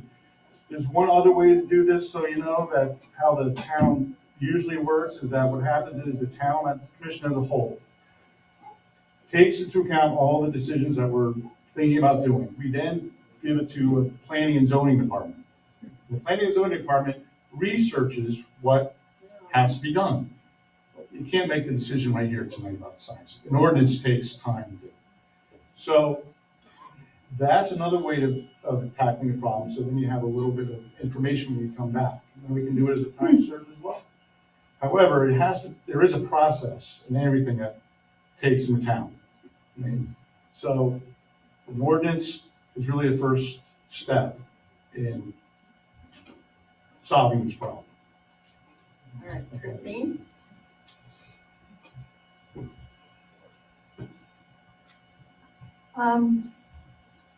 I agree that this is a can that we probably kicked down the road a little bit too long. And it is always difficult as a commission and staff to balance personal property rights and public rights. I do agree that we've probably heard misinformation on both sides. So I would agree with Commissioner Pugh that we need to start by directing town attorney to do some really in-depth research. I would like to really have it quantified as to what number of these signs really are on the beach, whether it's 40, 42. It sounds like you've done a little bit more research than I have, but I would kick that to the chief. The next step would be to send it to P&Z. And one of the things that I think might help is, as I took a walk on the north end of town, I don't see anybody here from the north end of town. We don't have the issue, we don't have the infighting, and we don't have a lot of signs, right? I think that's the bottom line, right? So I would like to see, I think part of it is, as I looked at the signs and all of them look different, that if signs are going to be permitted in the dune going forward, there should be some consistency. Consistency in size, maybe material and color, maybe limit it to one per parcel, having it, have the permit within X amount of feet of the dune. That way, when you're walking by, you don't have a big sign, a small sign, one that's got arrows, one that's got a smiley face, whatever the case is. I think that adds to the visual pollution of all of it. So we can't control content. That's part of a state statute. But I think go forward, I'm not sure it should be permitted at the administrative level either. I think it has been proven that administrators have different influences. Administrators maybe didn't recognize the totality. One sign next to somebody who puts up 6 signs, and then obviously you're walking by and you don't know the difference between the 6 and the 1 as in different parcels. So I think we'd like to take, we should take a robust look at all of this, and that would be my suggestion. I think the chief reviewing the current inventory, that's a lot of work. But I agree with Commissioner Pugh that the ordinance should be first dealing with beach sand signs. That really is what we're talking about, I believe, here today. So. Okay, Martin?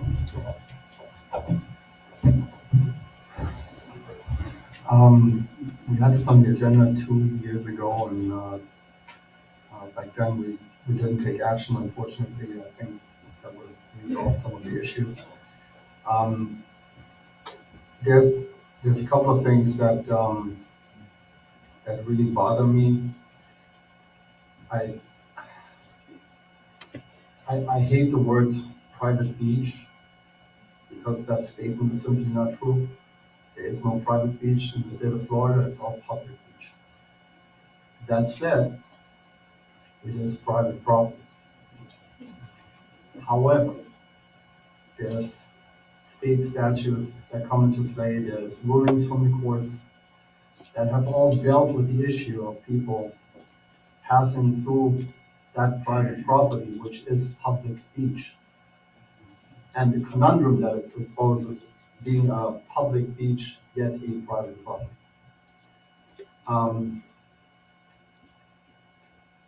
Just as a background, the owners,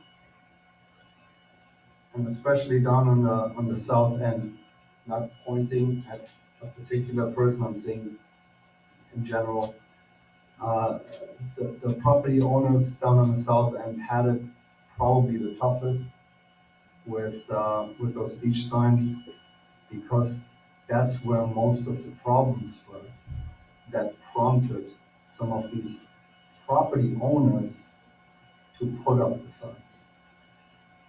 And in my kumbaya moment that I'm going to have at this very moment, I would hope that everybody that lives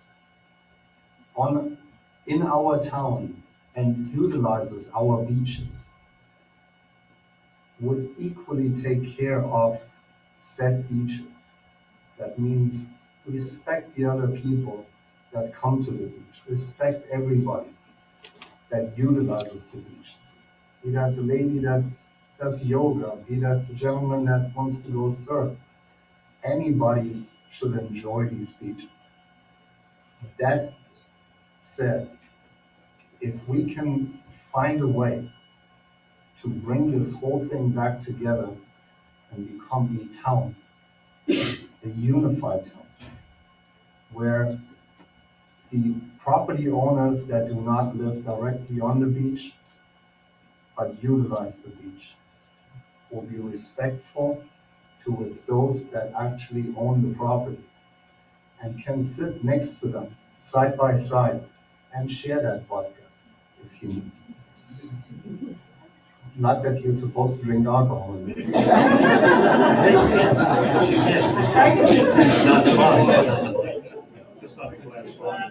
The town attorney just hit my leg.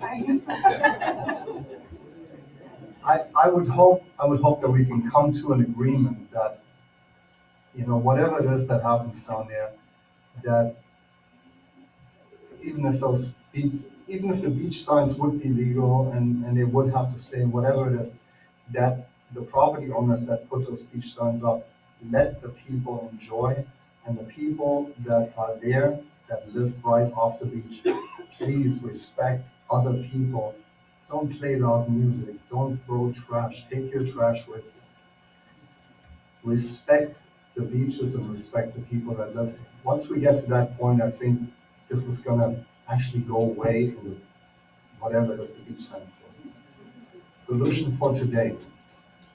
Solution for today is, this is a complex legal issue. And it being a complex legal issue, what I had proposed 2 years ago in one of the meetings is to get an opinion from our town attorney to know exactly what is and what is not permissible as far as the beach signs are concerned. And whatever that is, that's unfortunately what it has to be. There has been new legislation, and once that new legislation comes into play, our town attorney at this point can tell us exactly what the situation is. Is it this, is it that? We'll find out. Again, whatever that situation is, I would like to see everybody living in peace over there, respect each other, and things will be okay. Mr. Cox? Well, I've been here since '85. I'm sad, frankly. The residents, be they living east of A1A, west of A1A, have all used the beach in harmony with no issues. And to have one community cause this horrible rift in the haves and have-nots among neighbors, among Ocean Ridge residents, it's just sad. I mean, and then I hear the little cutting remarks about why you don't want certain residents on your beach. And it upsets me. I've never seen anything like this. And to think that one community could do this to this town just really upsets me and makes me angry. Okay, the people that say the flood of out of town people are gonna end up on their beach. They're not gonna end up on your beach. They're gonna end up on our beach at Beachway. They're gonna come right over the bridge, they're gonna walk down Beachway and go to our beach. They're not gonna say, let me walk another half mile south or a half mile north. They're gonna end up at Beachway. Okay, that's number one. And number two, they're already ending up at Beachway and we have no problem with them. You have a problem with behavior, not with people, okay? And the people that come over from Boynton and are at our beach actually is super pleasant. They're families, they're couples, they're enjoyable, they say hello, they say goodbye, you know, we have nice little chats. So that's not gonna be an issue for you guys. So what you're really saying is, you don't want your neighbor on your beach. And that's just terrible, just terrible. Why did this start? The signs have always been scattered on the beach, but up at the dune. This whole nastiness started when that community put their signs far east, even down to the water line, put arrows pointing east and west that told you you couldn't walk across any part of the sand, wet or dry. That's what caused this. So I would beseech, number one, tonight, we always kick this and say, let's give it to the attorney, let's do this, so it gets sucked into a process for 2 years, okay? And that's not gonna make anybody happy. I don't think that the people on Tropical, Hersey, Sailfish, et cetera, would have a problem with the people on Turtle Beach asking for a certain distance from their dune where they can have their beach time, whatever. And then east of that dune, east of that line, that property, whatever you want to call it, that people can migrate in and out of there. People just want to be able to go to the beach. At least that's how I feel. They don't want to prevent other people from going to the beach unless you're not a nice neighbor. So I think what's causing the issue is those signs deep into the sand. And I agree, they're obnoxious. The ones that are up against the dune, I don't think anybody here would care. If they had a sign that was up towards what they call the toe of the dune, where it hits the sand, it said private property, stay off my dune, et cetera, et cetera. So we have two issues here. We have hostility and we have sign placement. That's what caused this problem, not signs. I don't think anyone would care if people wanted to use, let's say, the highest part of the beach. And then the other people that came, migrated in, and then those people who use the whole beach too, use the lower sand. That's how we kind of work it at Beachway. It works out very well, with no hassles. So I would ask Turtle Beach to remove those Far East signs, just as a start here, to get this rolling. Simultaneously, then we start the process with the town attorney. It's going to get very complicated, and we don't need this in our town. Okay, so I know I tried to engineer a sit down with Turtle Beach and Tropical, and they wouldn't sit down with each other, they wouldn't talk. I mean, really? You need to come and tell me. Not true. Listen, That's what I was let told. him finish. Two different residents. You talk to me. Mark, I talked to you, I didn't talk to, stop. that's the We all- president of Turtle Beach. Please, have you finished hoping and development yet? I would hope the problem, you guys would take care of as neighbors. And, yeah. All right, I'm gonna just clear up a little bit of misinformation, because of course I'm used to hearing it out here, but on the dais here. As I've seen from looking into where these signs went, the signs on the beach, 10 feet east of the dune, not in the water. Don't- Totally false. Nope. You can look at the. I just did it on Saturday and measured them 40. 42 feet. Steve, we're not having a conversation. I did not interrupt you. It is my turn. 10 feet from the dune. Regardless, this is the way it was legally done. If we're going to talk about that we no longer want to have signs on the beach, then we would be looking for a consensus to send this to staff to have that discussion.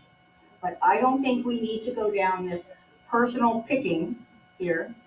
You don't want it at the other end, nobody wants it here. Let's not, if you're talking about, let's kumbaya, let's really kumbaya, okay? So if we want to discuss taking the signs off the beach and trying, but I believe I remember seeing signs down at Beachway years ago that had almost the exact same sign. Up against So- the dune. No, That's they true. were Gone.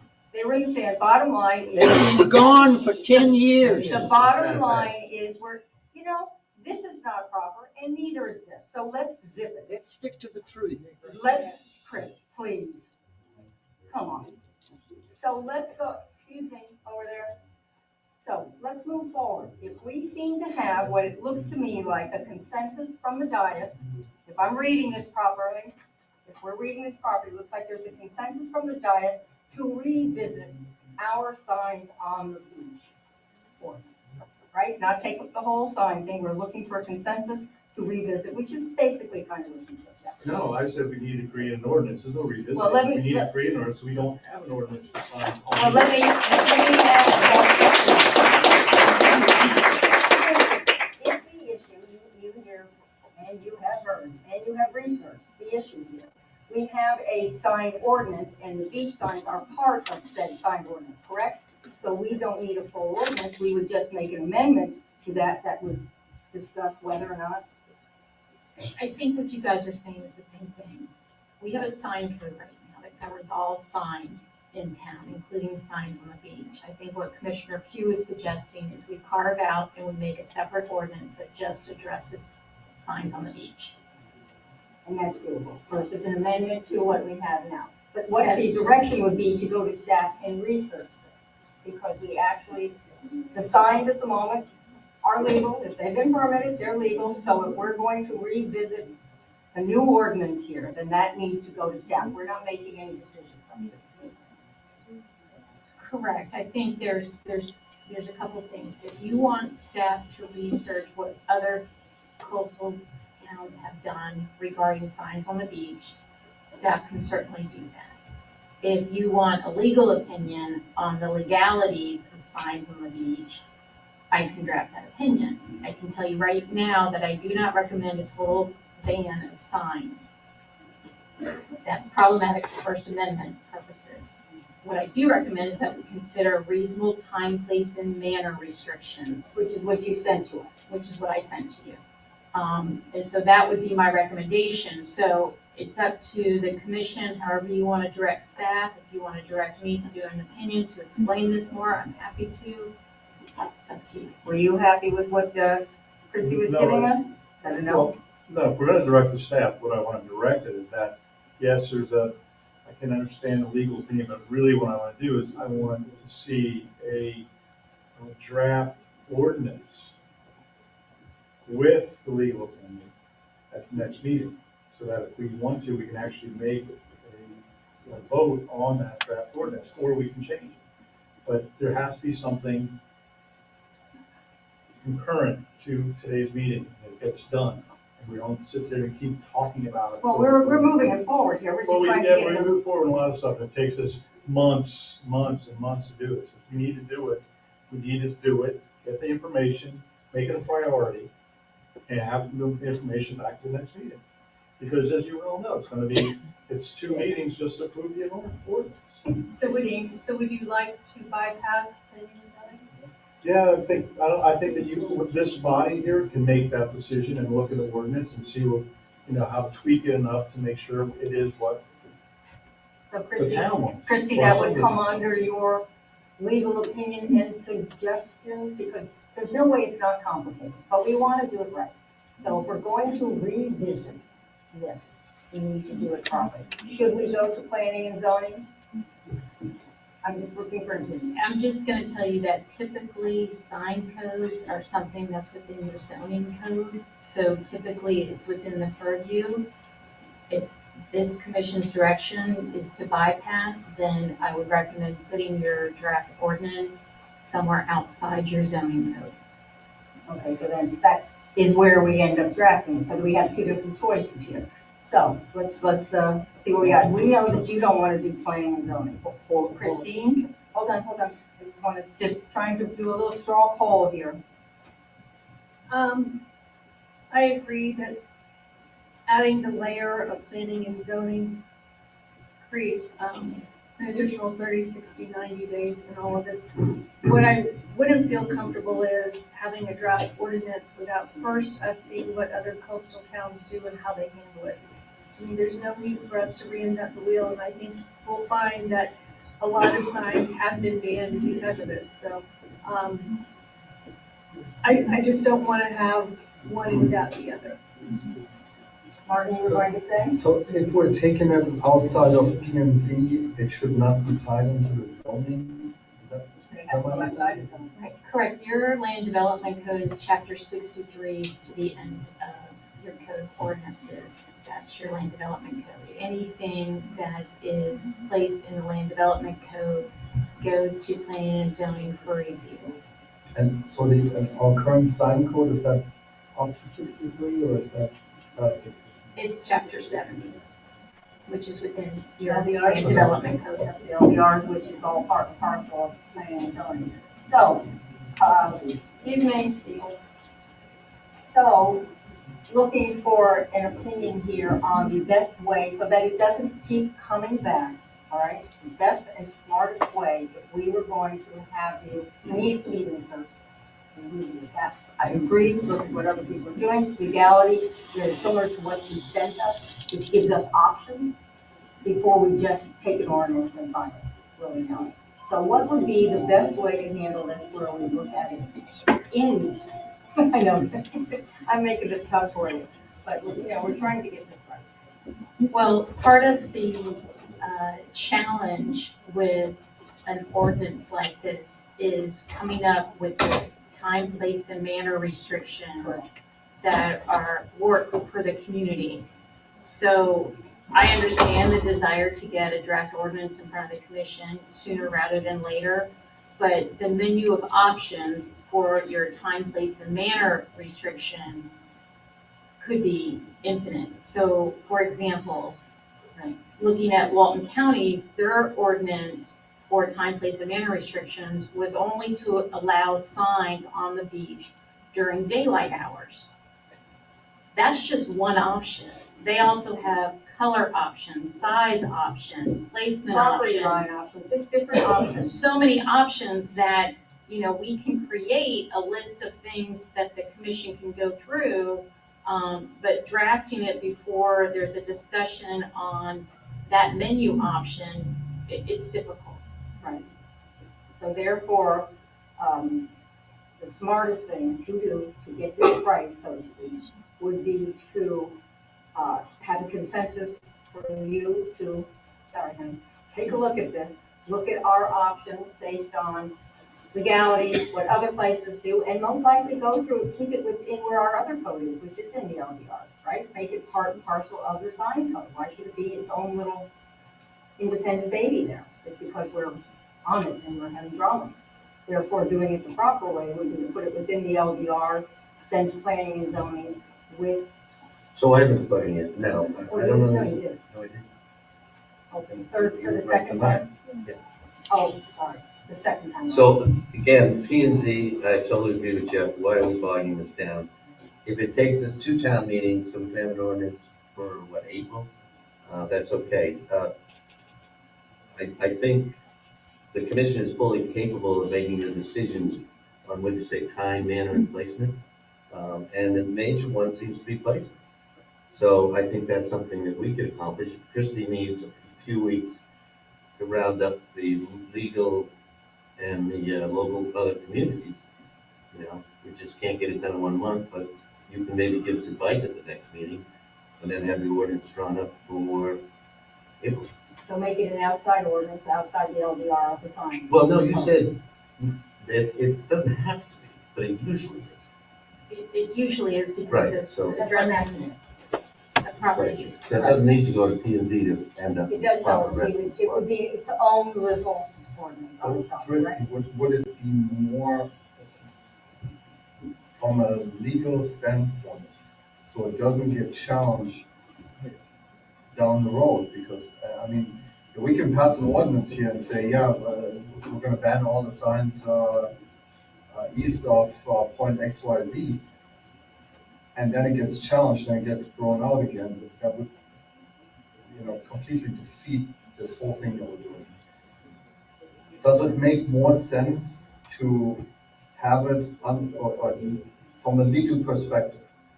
Is it safer to, or less challengeable to have it under the zoning section than if we're having it under up to 63 section, general? My legal recommendation would be to go through planning and zoning. And the reason I recommend that is sign codes are so subject to legal challenge. And nowadays, based on Supreme Court rulings and even recent rulings on specifically beach sign issues, when you develop a sign ordinance, your whereas clauses, the recitals at the beginning of that ordinance, often are more lengthy than the actual ordinance to set the stage and establish the evidence that support the aesthetics for why you're doing this, the public health, safety, and welfare reasons that you're doing this. And that type of evidence is what a court looks at when there's a legal challenge to say, what rationale supports this commission's decision that they put this in place? And when you start talking about a constitutional analysis, if it's any impact on content, it's a strict scrutiny analysis that you will fail. You will always fail it. So you want to just focus on time, place, and manner restrictions so that it's a lesser scrutiny. Then they start looking at the evidence of why the town made this decision. And if you have that support for that evidence, then your ordinance can get upheld. So that's why I recommend going through planning and zoning so that the town can start developing this evidence to support that menu options that you select for where signs can be on the beach, when they can be on the beach, and how they can be on the beach. All right, well, Okay, having said that, an ordinance can always be amended. Absolutely. So if an ordinance can be amended, are we now, again, we're going back into the weeds where we need to make sure we cover every single base, if we talk about it, and there's no way you're gonna do that on this particular ordinance. I mean, as you stated before, signs are a very tough area to create ordinances. In my opinion, creating the ordinance, this body here can create an ordinance without going to planning and zoning, and they discuss it at length, and creating this laundry list of what can be, what cannot be, create an ordinance from what we talked about up here. If it gets challenged, then we can amend the ordinance.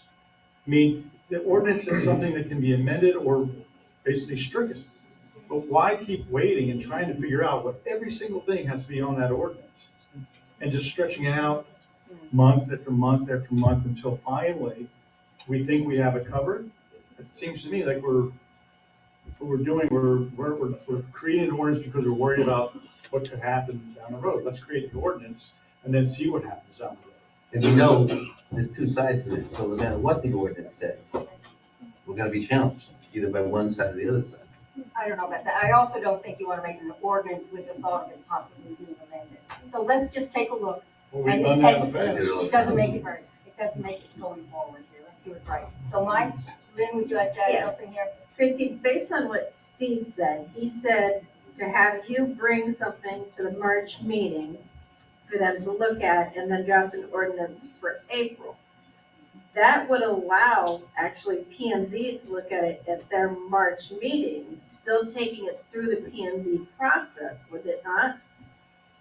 Well, normally they would look at the draft ordinance, so if in March I'm just bringing the menu options, Right, so then I would have to draft the ordinance within a week to then take to P and Z as a draft ordinance. But it would give the commission something to discuss at the March meeting for what they're looking at for their options. Then you could draft the ordinance to go to the P and Z to consider the P and Z, then the first reading at the April. That way we would have gone through the proper process, the planning and zoning process. They would read the draft ordinance, make their recommendation, first reading at the April meeting, second reading at the May.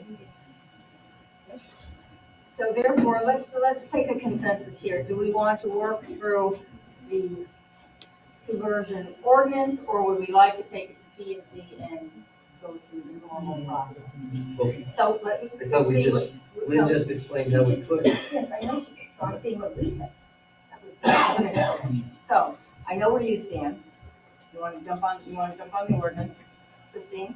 I still got a little confused. So in March, our attorney will bring back different options for the time, place, and manner considerations as a basis of us to collectively give And direction. like a small draft ordinance of what it would look like. Okay, then it would go to P and Z. And then it would come back to us. So P and Z's only got one kick in the can. Come back to us in April or potentially first pass of the ordinance in May. Is that correct? Yes. I think that puts a lot of pressure on P and Z, but you know what? And Christie, but P and Z didn't sit up here tonight with 60+ residents, so they can share and move on. So I would be supportive of that. Okay, Martin, where do you stand here? We have two different options, so where do you think? I'm good with either one. I really would like to have, the legal opinion from our staff, from our town attorney, to make the decision as long as that is secured. And maybe I will reach out to some of the residents and see if we can find at least some interim peace. Is this doable in this way? If it goes through P and Z, then it does become part of The interim peace maybe. No, that's not. Then it would go be part of the LDRs, right? It would be part and parcel of the sign code and a safer bet for towns. Correct. And just for clarification, this is only regarding beach signs that are on the sand, not within X amount of feet of the dune, correct?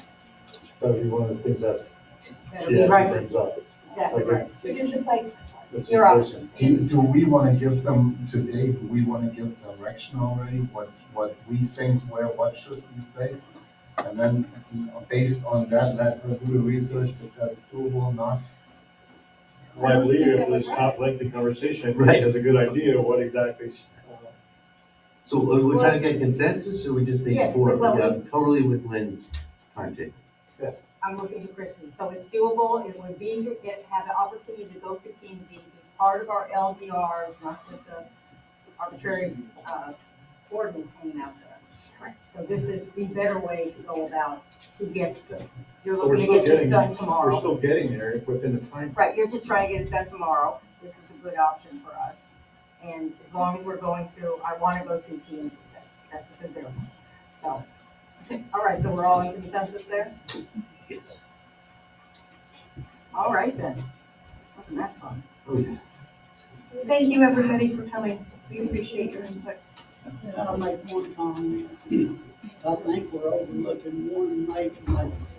Okay, but we can't actually open it back up for public comment.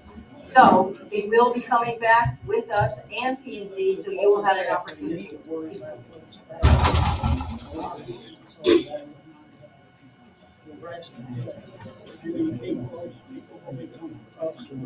I know, but that, those are what we're gonna be talking about at our next option. Okay then, so, we're out of here on that one? Okay. So, now we go back. All right, so now we will go to the regular agenda items. Let's take a 5-minute recess.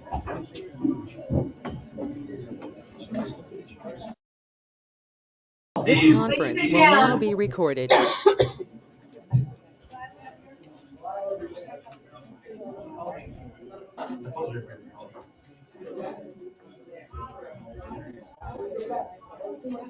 All right, everybody back in? Here we go. All right, we're back to our regular agenda items. We're going to do agenda item number 5, request by 51 Spanish River Drive for a lien reduction. Town Manager Ladner, would you please update us on this? Thank you, Madam Mayor. The owners of the property at 51 Spanish River Drive have requested that the commission consider a reduction in their code enforcement lien, and I have spoken to the town attorney regarding the issue, and we will defer to her as to whether they have satisfied the requirements necessary for the commission to consider the reduction. It was a code enforcement lien due to their seawall. The total amount outstanding was $5,676.44. That includes the code enforcement and the current outstanding garbage and trash bill. No, I have 5961. I've got, how much? 5961.44. Yeah, you missed 260. It was plus 25. 567644 without the trash and the. Okay. Sorry about that. I don't have the sheet that I gave you guys. Right. So, Here it does. Are we good? Yep, I will defer to Christie on any questions. Anything you want to add? Thank you, Madam Mayor. The only thing I would add is that I believe one of the requirements for a lien reduction is that they've paid all other expenses due to the town. The reduction for liens under the town's code is specific to your community standards, i.e. code enforcement liens. So really the only lien that's at issue for your consideration for a reduction is the amount listed before you for the code enforcement lien. The garbage and trash fee is a direct added cost to the town that should be paid in full. So it is the 5676 that we're considering. That's correct. And they are in compliance, so that's the other requirement for code enforcement, for community standard lien to be reduced, is that the property is in compliance. It is in compliance. All right, so But my understanding is the permit has not been closed yet. The requirement for the code enforcement case was to obtain the permit. To obtain the permit, but again, at this very moment, the permit has not been closed. Construction has not been terminated. That's good. I'm not aware that any inspections have been called in, for the seawall replacement. I heard that work has started. We had some issues with a contractor at the location. That's the only way I know, but we've not had any inspections. Just for clarification, so permit has been issued, but there wasn't an inspection within the first 6 months, which was necessary? Yes, that is correct. There was an issue with the permit actually about to expire, and eventually it was actually reviewed, so. So the permit did expire, no work was done, up to 6 months after the permit was issued. So there is no permit? The contractor was able to acquire a new permit. There is no. Start. Okay. When did the permit start? The original one? What year? The actual issue date of the permit, I have to do a little digging right here, but, approximately May of last year, the permit was issued. Right, All right. and it expired towards the end of last year. All right, so I am going to now open the floor for public comment. We have any comments on this agenda item? Does it have to do with this specific agenda item? Sir, did you have a, sir, did you say you had a timeline on this? Well, we're the, Yeah, you can speak now, that's what she's saying. My name is Dale Hightower, this is my wife Anna, I'm losing my voice. We're at 51 Spanish River Drive. If I may give you guys a timeline to see what we're following, may I approach? Yes. I kind of have a question on the 56, 57, 56, 76. What is that? I'm not aware of that number. I thought we were in the tens of thousands. Yeah, we paid half of it already. So it's like Oh, so, 12,000. right, so that's it. Right. So the balance? Right, the balance is the 5,600. You have paid half of it. Oh, okay, sorry. So my understanding of penalties is when people don't try to make an effort to resolve a code violation. If you'll look at this, we got the code violation January 3rd, 2022. 10 days later, on January 13th, we signed a contract with Seawall Doctors for repair to resolve it. And then about 10 days later, February 23rd, I'm sorry, a month later, February 23rd, we had an order finding violation, assessing a fine, and imposing lien, which is, a couple of weeks after we signed a contract with these guys. In my understanding, and we had a meeting with this gentleman over here, Randy Guy, because the Seawall Doctors were telling us that they had satisfied the violation, and Mr. Guy said, no, they haven't. And so we had a meeting with them. The Seawall Doctor contractor said, yeah, I've done it. I kept the dirt from coming out from under the seawall. Mr. Guy said, no, you need to read the rest of it. There's more numbers here, statutes that need to be satisfied. They got into an argument. I took the guy outside. I said, you're not helping us arguing with the code guy. Long story short, we had to let him go and get CTEC to try to resolve this problem. And they got a permit June 16th to repair the seawall, and said they were behind and they needed 6 months. And then December 30th, whatever, we got notice that the permit's about to expire. So they got an extension to finish the permit. The barge is going to be there in a few days, and it'll take 2 or 3 weeks to finish the seawall. My point is, we never ignored the commission. We never ignored anyone. We tried to do everything we could to try to resolve the violation, and we may have hired somebody who told us that they solved it.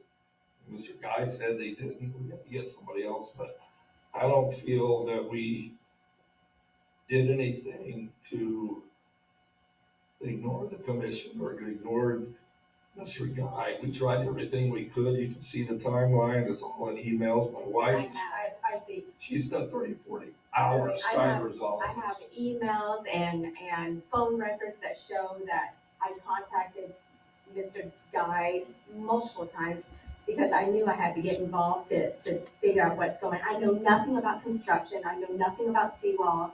And he was telling me what needed to be done. I'm telling the GC what needs to be done. And then I asked for a face-to-face meeting because it was going nowhere. I'm sorry.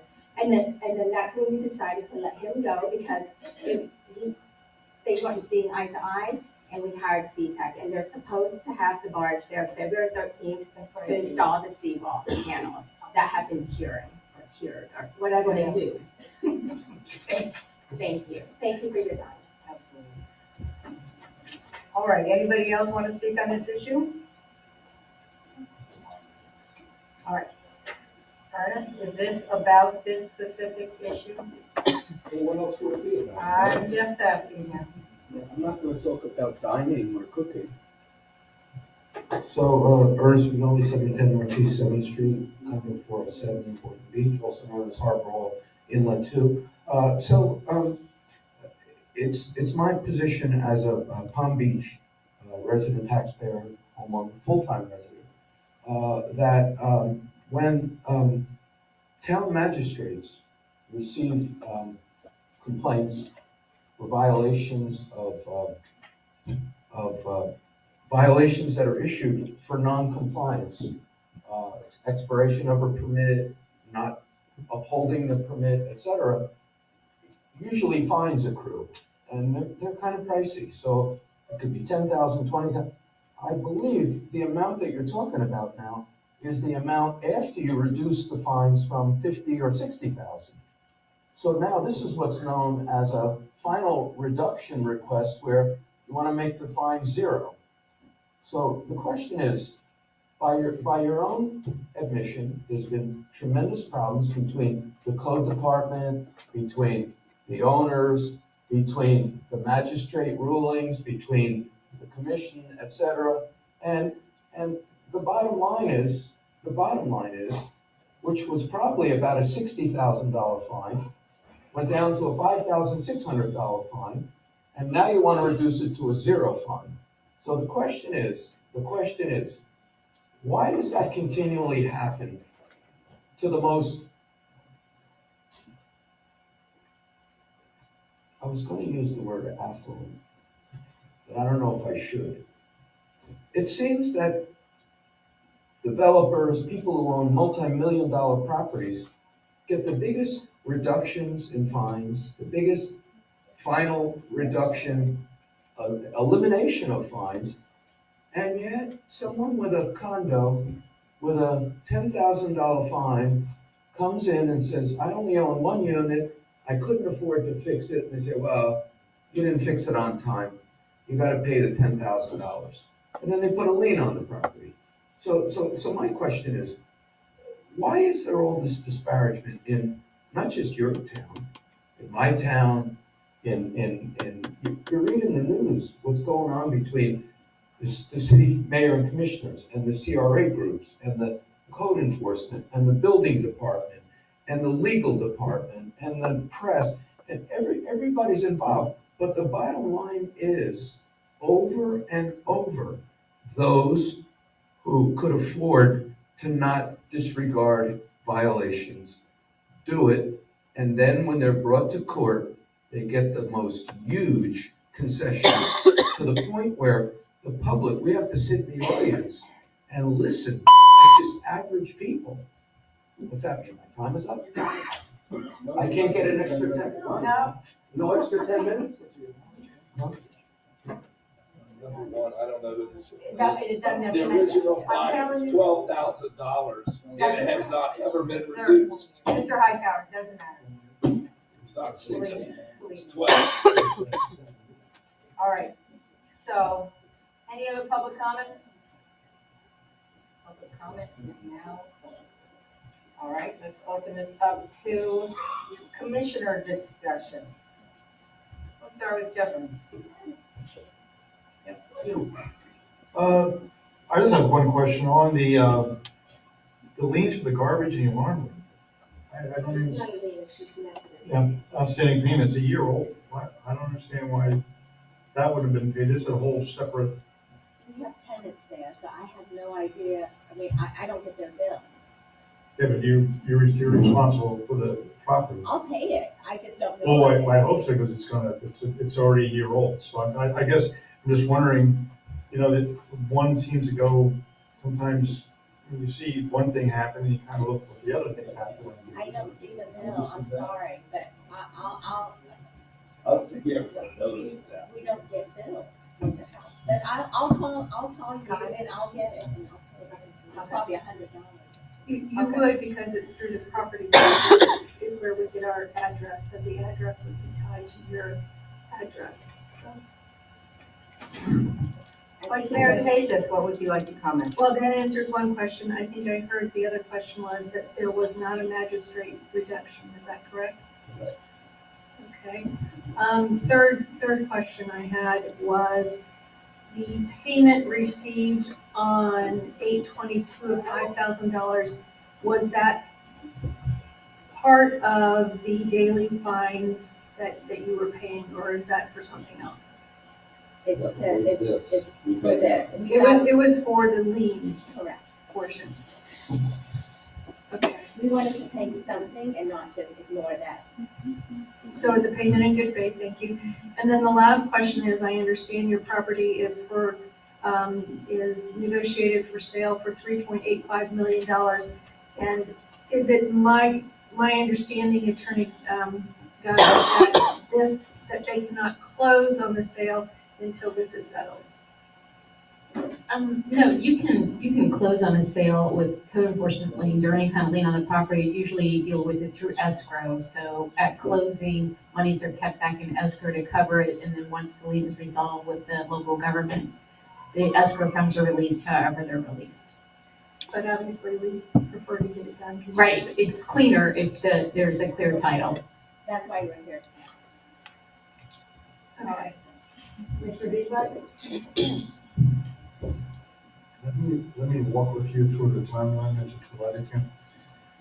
Because I remember this, we have staff discussions every month. And we usually go through some of the things that are up and about and concerns. And I vaguely, actually not vaguely, I vividly remember that we talked about your property there, 51 Spanish River, and we talked about that a good year and a half ago, that seawall was collapsing, undermined the property next to you, your neighbor's property, that code enforcement had been out there, the building official had been out there, the neighbor's property, to look where the problem is, because they can call them on the neighbor. And then by the timeline that you present here, it really, the official proceedings, after my understanding is the guy had notified you already that you need to do something about it. It then didn't really, there was no action taken until January 3rd, 22, when you received the code violation notice. And from that point on, now we're basically in the legal realm of how this town had to handle with this, because I guess, talking about this with the building official on a good faith basis didn't produce the results that it needed to produce. And in the meantime, your property was washing off the neighbor's property and impacting the neighbor's property and causing financial damage, apparently, to the neighbor's property. So, this looks like it started January 3rd. It started actually a long time before then. And the fact that you have a permit since, I would assume, July 31st, 22, that's when the interest stopped. And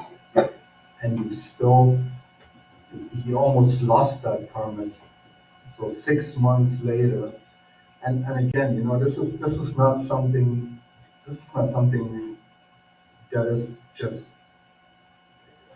a leaking roof or something that affects your property. This is something that affects the neighbor's property and the town. So by you not taking immediate action when you were notified of that, that concerns me, and as such, I will not reduce that. I think the special magistrate had a reason to put it at 100, and I think that was appropriate. Who is paying for the seawall? But it had started, it's starting February 13th. They supposedly make the seawalls off-site, and then they bring it by barge to do it. So is it for sale for 385 or sold for 385? We have a contract on it now, not for 385, but Gotcha, but somewhere close, yeah. Okay, I agree with Martin, by the way, I'm usually a guy that will reduce liens or fines. But when you start endangering the neighbor's property, I think hands are tied. And so I'm a negative on reducing. All right, when were we code enforcement? I don't see that yet. You know what, I know March, I think it was March. I don't see there either, but. you mean in the fines? I think the Maybe when fines start. February 23rd is when I received the letter. But you know, this mail. Yeah, but you were, when you were there at code enforcement hearing? No, because my general contractor told me he would take care of everything. Was the general contractor there? No. Anybody there? No. Oh, okay, that's the part I vaguely recall. So, I'm looking at this and the timeline going on, and I get it with the contractors not doing what they'd like to do. But again, this affected other neighbors, and as long as this took and continued to affect, I'm not feeling the reduction necessary either. So, anybody else have anything to add? And then we can just figure out what our consensus is. Are you, yeah, because I don't think you said out loud. So let's take a vote on reducing the fine. Just as a reminder to everybody else in the audience, when you receive a notice that you need to appear in front of the special magistrate, this is a court order. This is basically a court proceeding that is being done against you, and you need to at least show up and defend yourself. And you can defend yourself. You don't need to bring an attorney. You should bring an attorney, but you don't have to. However, there is a court proceeding. If you don't appear, it will be ruled against you. All right, so I'll entertain a motion on the request for lien reduction. I make a motion to deny lien reduction. Second. For 51, I'm sorry, 51. No, 5676. No, 51 Spanish River Drive. All right, we had a second? Yeah, second. All right, all in favor signify by saying aye on the motion to deny the request for lien reduction. Aye. Anybody opposed? All right, carries unanimously. All right, agenda item number 6, we've taken that off. We go to 7. Discussion regarding potential hiring of a financial advisor for the town. Town Manager Ladner, would you please update us on this? Thank you, Madam Mayor.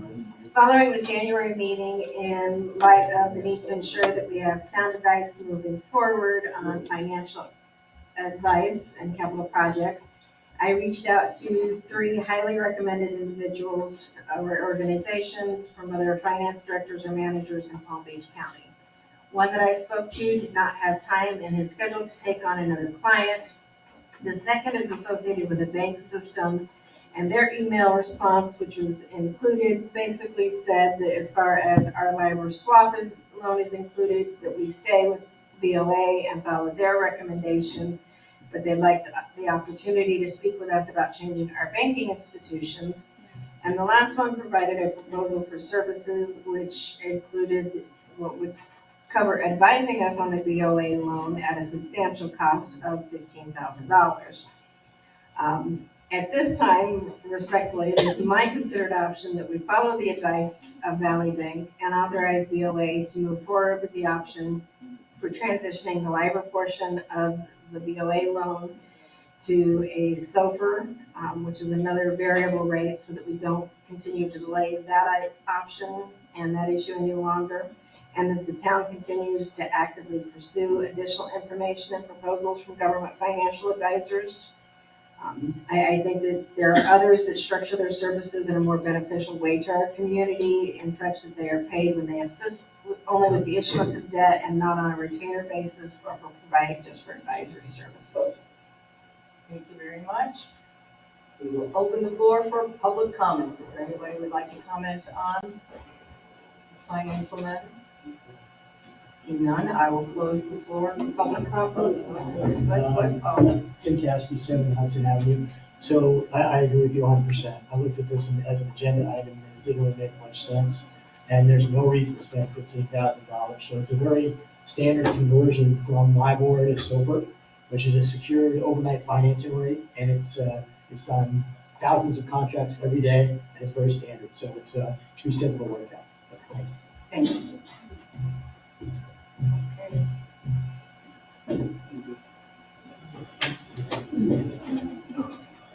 Hi, Mayor. Ernest George Rigoli. I'm not going to give my personal information, you know it. I mean, 561-788-3888. My email is ernmignoli@gmail.com. And I just want to say, I wanted to comment on what we're talking about right now, but I won't, because on the last one that I commented, when the gentleman just walked out, he said, "Thanks a lot, asshole," in front of the police, and they didn't say a word. And can I tell you, every time I come here and make a comment, you let people insult me, threaten me, so I'm not going to comment on this. How's that? Thank you. Bye. All right, so this does not help. My goodness here. All right, public comment, are we done? All right then, we will close public comment and open the floor for commissioner comment. Let's start with you.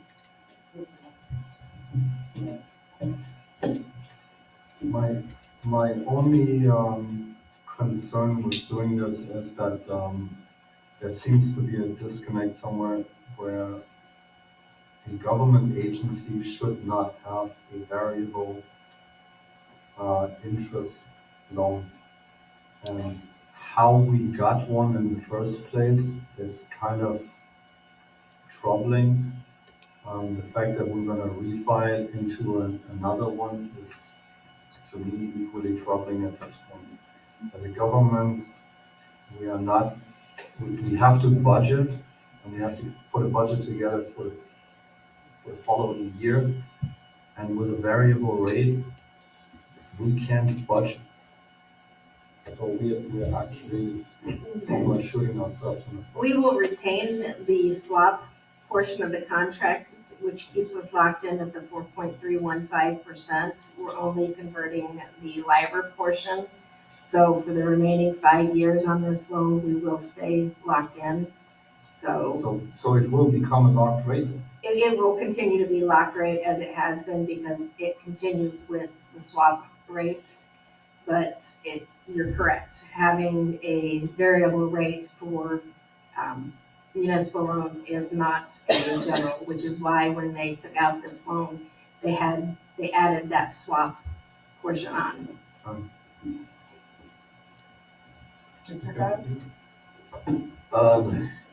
By the way, Tim Cassidy came up, and coincidentally, I got calls from 2 other residents who are an expert in this field. One gentleman is named Art Zev that has been doing this exact thing for 25 years for municipalities from California to New York City. And the other is Phil Betzman, of course. So I'm going to go with the experts. I'm not a financial guy. And they're saying this is a no-brainer. So I agree to it. I would just say avail yourself of Art Zev in particular. I mean, this is how he makes his living, doing exactly this. That's it. So, Got a motion? Yep. I don't understand. Well, I don't know if Steve is ready for somebody to make a motion. Yes, That's it. Christine, your comment. So there was two issues at hand. One was what to immediately do because we've got a ticking clock on this, correct? The other was, I thought we had discussed looking at, and maybe we start with our residents, whether it be in Art or Mr. Cassidy, looking at our overall financial picture from a 30,000-foot level. What are our loans outstanding? Are they sunsetting? Should we wrap any other CIP projects into them and expand them? All the other things. And I thought we had two paths, so I just want to make sure that we're not using one path and forgetting the other. Yeah. Lynn? Yeah, we are not forgetting the other. The sulfur, we are deciding tonight, that's why we intended to continue looking for a financial advisor. The ones that we contacted, I didn't feel were in our best interest. Obviously, PFM, 15,000 just to look at this loan. I didn't feel like that was, we're looking at our best interest. The other one couldn't take us on as a client, and Valley Bank just being a bank, obviously, that financial advising is in our best interest. So that's why I suggested that we continue looking for other advisors to give us that 30,000 foot level look. Thank you. All right, we had this discussion at staff and absolutely, I totally agree. Unacceptable here, what you've looked into, but the idea of let's keep looking to find something that is acceptable to us, I think that is pretty much an important. So I'll entertain a motion on the potential of hiring financial advisor for the town. Second. All right. Sorry, yes. All right, Lynn. It's going forward with the Bank of America recommendation to convert the LIBOR to a SOFR. All right. Move. Second. All in favor signify by saying aye. Aye. Any opposed? All right. Now, on the second half that Christine brought up, I think Lynn ought to sit down with Tim Cassidy, Art Sam, and Phil Bessler. And because I met Art, what Art does when this is what he does for new municipalities. And he was going off with me and I couldn't understand what he was saying. But he said he thought he could be of great value and he questioned whether we needed a financial advisor with that kind of talent in town. I'd be happy to meet with them. I've already discussed this at length with Phil Vessler, and I'm happy to add Mr. Cassidy and others to the list. All right. Agenda item number 9, discussion regarding police department salaries and comparisons. Chief Jones, could you please update us on this? Thank you, Commission and Madam Mayor. Clerk, if you would please present page 206 of the packet. 206 of the packet is a spreadsheet that is contained within the packet that you all have. That spreadsheet is a list of our agency in connection with 14 other agencies that are either directly connected to us by geographical boundaries or closely associated to us as it relates to the mission that we do and the type of policing that we provide to some degree, at least within Palm Beach County. This is a result of us attempting to recruit and hire staff and finding that obviously we're not as competitive as we thought we were. Learning that through interactions with these folks at job fairs and events where we obviously are trying to compete with agencies from not just our region, but also across the country. So what I've done is I've put together a spreadsheet that lists our agency at the top, and then the other agencies are following us on that chart in comparison to how they fall by ranking of salary from lowest to highest. This puts Ocean Ridge, the town of Ocean Ridge Police Department, in the lowest in comparison to each of these agencies by a significant amount, almost $24,000 in comparison to our agency with regards to what the average should be with each agency calculated out. One of the biggest factors that is listed in this spreadsheet is the health insurance costs for family coverage is significantly higher. I know that's something that we can look at in the future, renegotiating and potentially reducing some savings there. But in addition, we're looking at other things as well that are not competitive in nature. When we're looking at the market, we really are being hit with three main focal points by our candidates. Number one is the starting salary. Number two is whether or not the agency has a take-home car or financial incentive relating to the take-home car. And then the third component is health insurance benefits. So those are really the three main characters that we have to evaluate when we're looking at trying to be competitive. So what I've made is a suggestion that we look at long-term evaluating each of the categories that are listed within the chart. However, short-term, meaning this year and next, we need to address those three main issues that we just brought up: starting salary, take-home vehicle or financial incentive, and health insurance costs. What I've done is I've put together a very simple chart that I'm going to ask the clerk to present. It's in PowerPoint. But really, in essence, what it does is it provides the town with two options. Option one is the one that you see on the screen now. Since we're having difficulty hiring staff, my biggest concern is that I'm going to start losing staff or not being able to retain the staff that I have now. And in fear of that, I would rather not hire staff than I would lose the staff that's already trained and already serving our community. So what I would propose is that the town look at freezing the two vacant positions that currently exist within the police department. On average, over the last 10 years that I've been employed with the town, we have traditionally always had at least one or two vacancies open throughout the course of our financial year anyways, and that's normally how we end up putting money back into the town revenue accounts. So what I would propose is that we freeze two positions in year one, which would reduce our total liability of cost by $213,186. By doing that, it provides funding for us to do a health insurance match of 50%. It provides us the opportunity to provide an increase to our staff in the amount of $7,500 per officer. That does not include me. I am not asking for anything. This is staff only.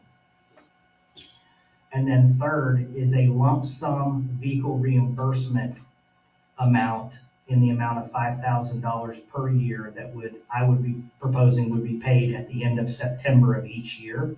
And since that's a reimbursement type expense, that's a lump sum, the cost to the town is obviously much less than providing some form of a take-home program.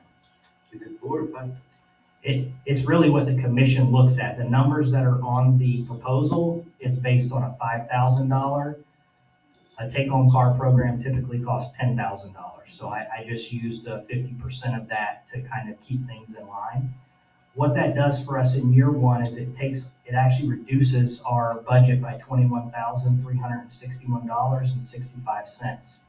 And the primary way it does that is one, by freezing the two positions, but also we're 33% through the year already. So the cost is much less to be able to do this in year one than it would be in year two.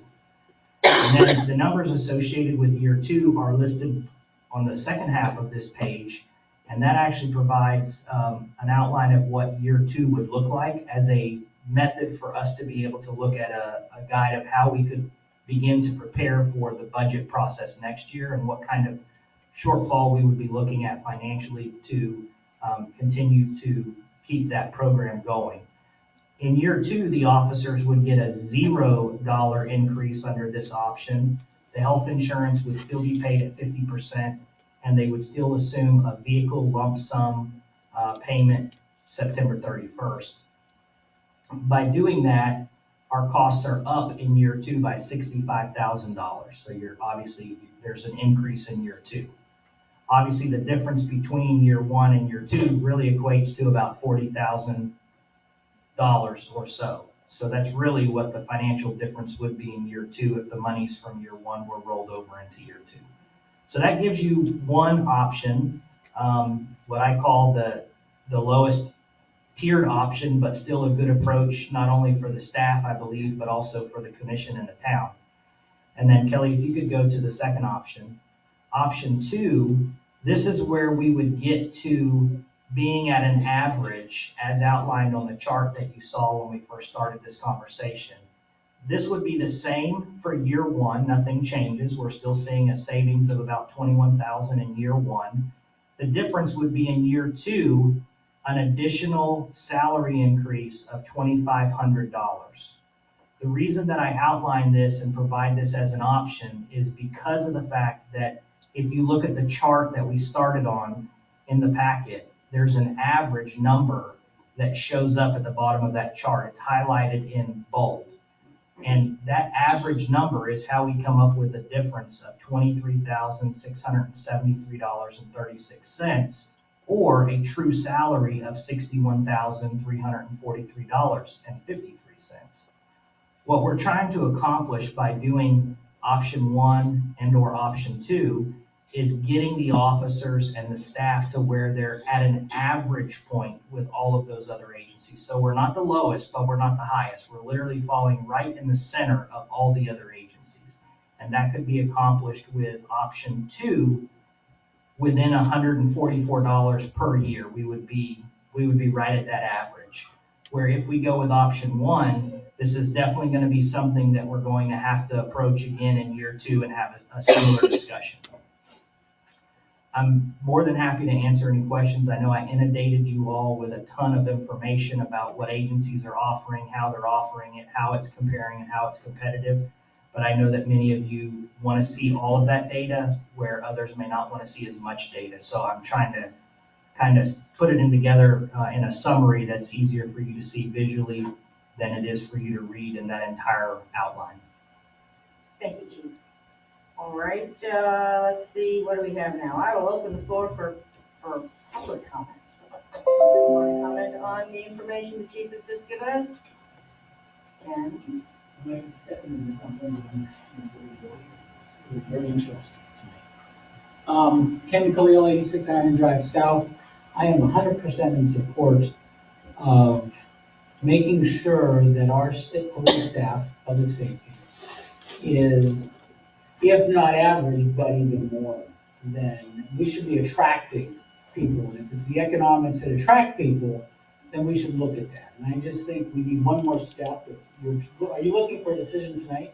Well, it's really ultimately up to the commission. What I'm looking for is a direction for the staff to know where we're headed so that I can put their minds at ease and prevent me from losing good staff to other agencies. Okay. That's really what I'm looking for. So I would suggest that to go one step further for purposes of your benefit and our benefit and the town's benefit, that you extrapolate this cost into the budget and see what it looks like 3, 4, 5, 6 years down the road, and do an analysis on that basis. I would go one step further though.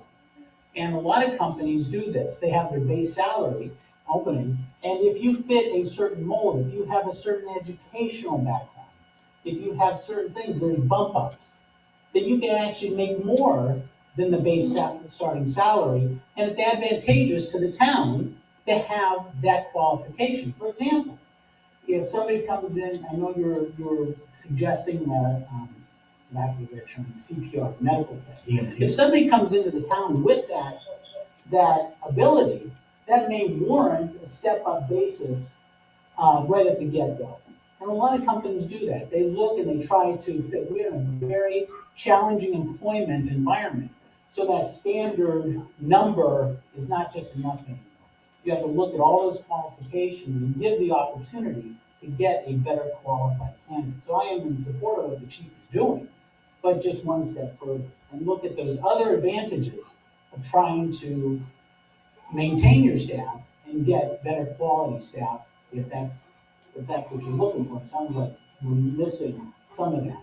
So I encourage you to do a budget analysis. I think this is great.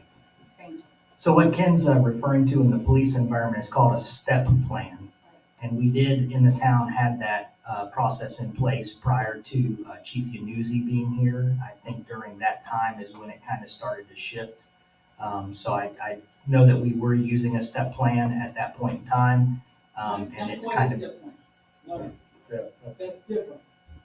What I'm suggesting is that your base salary might be changed with the qualification of the candidates that are coming in that fit. It's not a step plan. That's what we refer to it in the policing environment. It is a step plan. It's based on education, training, years of experience, all those factors. It's a differential in the business world. All right, do we have any other public comment? Hearing none. All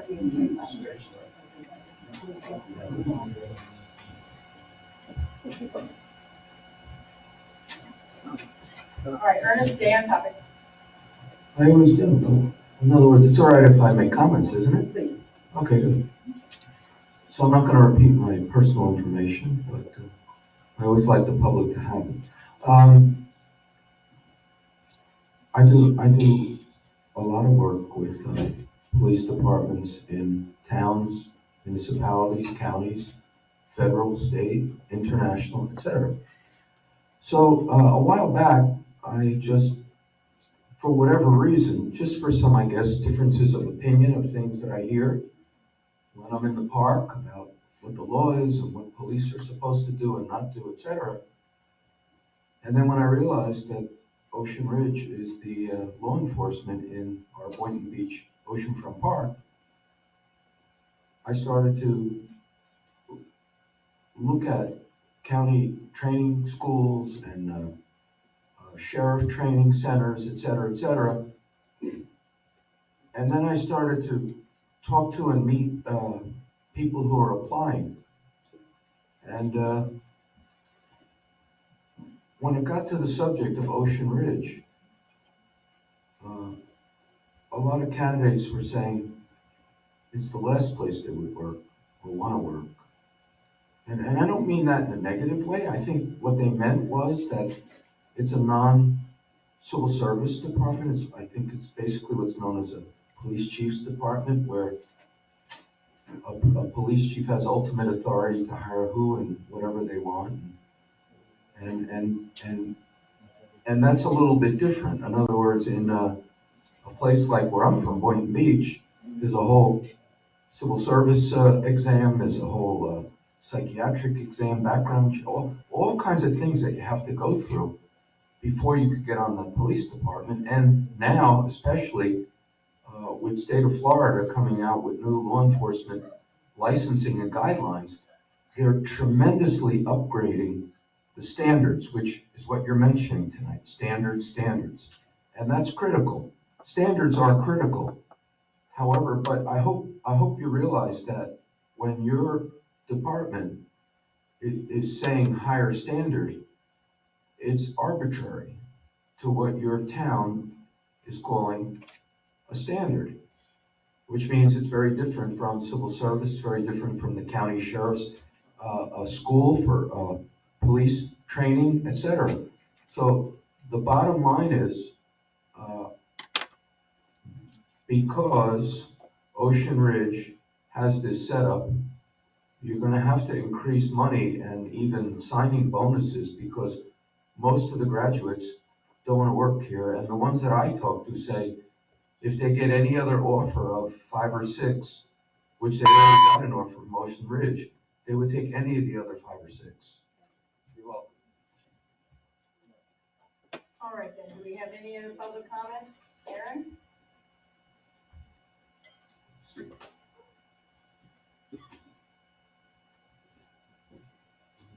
Aaron Chauvin, 6450 North Ocean Boulevard. It's a little awkward not being able to face everybody, but I'll talk to the commission for now. I've been a police officer here since about 2018, a very proud member of the police department. I'll go over a quick list of some things that I'm proud of, that I think that the town should be proud of. Number one, that our chief is very forward-thinking, whether it's the EMT program that he's looking into to make the town a more comprehensive public safety department. He's very tech-driven. You can look at the LPR program that we've initiated, that we have in town, that has been amazing from an investigative standpoint. It's assisted not only us, but other agencies as we've collaborated with him through our investigations. And I think that a lot of agencies around here, speaking to them, working with them on different cases, look to us for leadership. I think that we are a forward-thinking agency. And I think that that's very important. And not only that, but I know that Ernest said that some of the people here, when they apply, that this is the last place that they would look at. I can tell you right now that the support that you get from the town makes this one of the places that I would look at immediately. And I think that that's one of the big strengths that we offer here as a police department is the support that we have as an agency from the administrative staff. Obviously, the chief doing this for us is amazing, and I really appreciate that. I've always felt very welcome from the commission, from everyone in the town. Obviously, as an officer, you're going to have some negative interactions, but the interactions that I've had have been overwhelmingly positive. So it's definitely a place that attracted me. It's a beautiful town. I love working here. When I started, they tried to tell me about salary and benefits and all those things, and I was like, I don't care. I'm a single guy, and it doesn't matter to me. But my life has changed since I've come here. I know other officers their lives have changed and evolved as they've come here. I now have a family. I have 2 kids. I do now think about things in ways that I didn't used to, and some of these things are very important. And it does drive out some candidates that I've had from other agencies or from the military or people that I've met through the academy that I've tried to promote and come here. And there's just, especially the dependent coverage and some of the other things that he named, it does make it difficult at times. But I do respect everyone here, no matter the decision. And I just wanted to say my piece. So thank you for allowing me to speak today. Thank you. Thank you for everything you do for us. Thank you. All right, any other public comment? Alex? Let's hear it. Hi, I'm Keith Ramirez. I've been an officer here for about 4 years. And I just would like to say that I know the chief is a very good recruiter because I went to the job fair and he recruited me. And I was been very happy to be here. So I believe if the commission helps give him the tools to be able to get good officers, I implore you to do so, because I want good officers to have my back, as well as good officers for you guys and the citizens of the town. That's all. Thank you. Thank you very much. I thought I saw Alex back here. All right, any other public comment? Come on down. Good evening.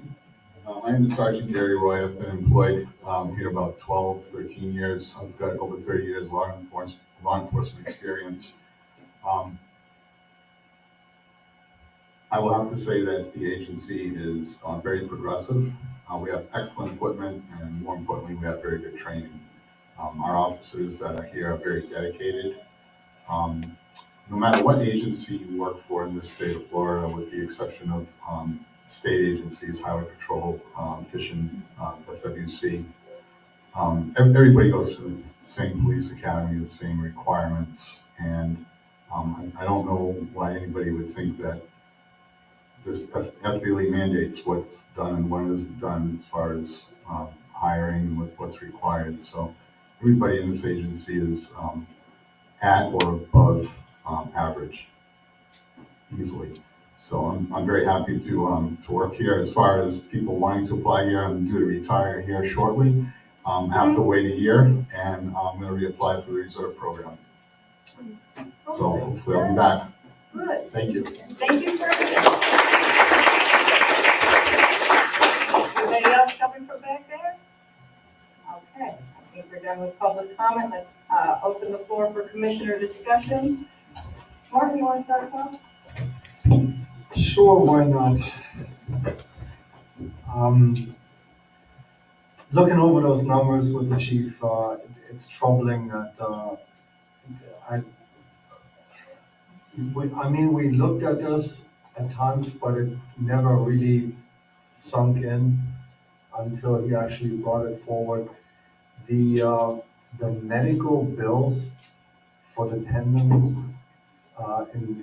for example, in Aaron's case, where he has he started out as a single and got his coverage, and everything was nice and neat, and then he got married, and then he had kids, and next thing you know, there's $18,000 that he would have to come out of pocket in order to cover his family, to be covered with medical expenses. That's troubling. And it's troubling on two fronts. It's troubling that, we should have covered that much better in the first place. However, it's also troubling that our insurance carrier does not offer us better rates for the dependents of our officers and our town staff. And I think that this is not just the officers, this is town staff in general. And huge discrepancy there that absolutely needs to get corrected. Obviously, we had PVA negotiations about a year ago. And then all hell broke loose and things got, completely out of line, and we are behind at this point. So we have to come back to where we can retain all of the officers that we have on staff. I think nobody is going to disagree here that we don't have probably the best force out there. I mean, everybody that is daily out there does their job. You're happy with it. We're happy with it as residents. I want to keep you. I want to keep you all. So whatever we need to do to make this right, to get it to a point where you have the support that you need and the pay that you deserve. Obviously, we need to look at it from a budget perspective. I like the proposal. I think for year 2, we should probably revisit that in year 2 and see where the economy is, where, if this whole thing has slowed down a little bit, and have it on the agenda, have it right there on the agenda. We can budget for it already, and then see where we stand year 2. But for this year, I agree, we need to take care of this. They deserve it. Thank you. So I think we ought to follow exactly what Ken Khalil said. We need to know what the budget impact of this is. That's rather critical. And then as far as Plan 1 or Plan 2, we can't answer that until we have the impact to the budget. That's why those are very important moving forward. And as long as we're going to do this, we've got to compare apples to apples. So I suggest we redo this chart and get rid of Boynton, Delray Beach, and Lantana as comparables. Number 1. Number 2, why is our health insurance, their average officer, I assume that's an average officer, is spending $17,000 a year on health insurance for his family? Yeah, so the reason it's that way is because every other agency listed either pays for that 100% or they pay 50% towards that benefit, where the town of Ocean Ridge pays 0 towards that. So that's why the cost is so much higher, number 1. And I appreciate the fact that you want to exclude those other agencies, but those officers are living in the same places that my officers are living in. And we're really comparing, that they have to live in Palm Beach County as well. I'm just taking that, I would prefer to work in Ocean Ridge than Boynton Beach. Well, that's maybe your personal preference, but the fact is that we're doing the same things on a smaller scale, and then we're also doing a whole bunch of other things that a city officer in Boynton Beach is not doing, like code enforcement and house checks. And, there's a different level of service that we provide. So the reason those were included were because they literally connect to us. So it's kind of hard I get it, but it's a different job, at least to my civilian mind.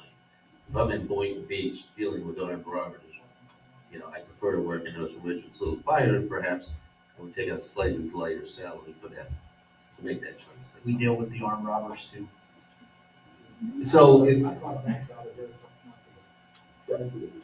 who's that? So, guys, please don't, but. So, Juno Beach, for instance, right? So is Juno Beach on the 50% rule? Because they're half of us. Juno Beach is on the 50% rule, and their starting salary obviously is $20,000 higher than ours. Okay, thanks. And they have the take-home car program, so that's where those numbers start to really get elevated. Okay. Can I just jump in? I'm sorry. I know I'm out of turn here. For Lynn, Chief has done a fantastic job here giving us the healthcare costs of all these other municipalities. Even if they're paying 50%, there's some, the average, I think, is probably somewhere in the $5,000 to $6,000 range. We're at 17, 18,000. Whoever they have as insurance carriers, maybe we should be looking into those. I would tell you that, they have the same carrier, they're using Blue Cross. It is the plan we have in part. Ocean Ridge has traditionally used the same person to provide our benefits. And Gloria does a great job of providing service, but she works for a financial advising company, which is not a benefit broker, and negotiating benefits with any of the carriers is not her forte. That is not something she does, and therefore she's also never looked at what you would consider out-of-the-box programs to reduce our premium costs. Some of the things that I would like to look at, and it would be a unique thing for our employees to consider, is something like a high deductible plan with a secondary gap insurance, which covers the deductible. That way they're carrying two insurances, but it would drastically reduce all of the premiums because you're carrying two insurances. Lowers the single coverage, lowers all of the dependent coverages, saves the town money and our benefit costs as well as the employees. So that if we are offering a 50% coverage, everybody's seeing a reduction. I've done it in other communities and seeing drastic changes. But it is something that is a shock to the system when you're talking a $7,500, $15,000 deductible plan, but then a gap insurance to cover that. People are shocked when they see what their deductible is until they realize that they got a secondary insurance to cover it. But I think, in our town, I think we can explain that to everybody, even if it's in person. Right, but it does take an education piece, talking to the employees and making sure that they understand, and making sure that when you go out and negotiate with the carriers, that they understand that's what you want. Not just a high deductible plan that is a $2,500 plan versus our current deductible, which is $250. Okay. I just think that, we can save there, we Let can. me finish the rest, then you can have another thing to add. Commissioner Pugh. Of the items, you said level of service. So that's really what we're discussing, the level of service. Town of Ocean Ridge people here expect a high level of service. We're gonna expect that level of service, and we should be willing to pay for that level of service. Having said that, what one thing, and I think I know the answer to this question, but what one thing are the officers most concerned with? The health insurance? I think probably in a rating system of 1 to 3, and they could obviously correct me if I'm wrong, but if I'm reading the temperature correctly, I think number 1 is salary. Okay. Number 2 is probably a take-home incentive of some sort.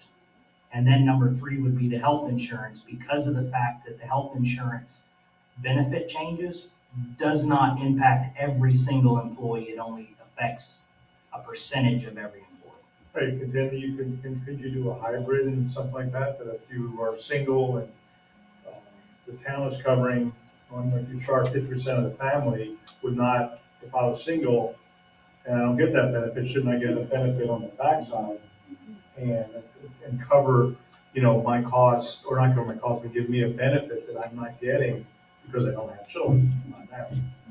And some agencies do offer Not to those say kind that, of. it's not that.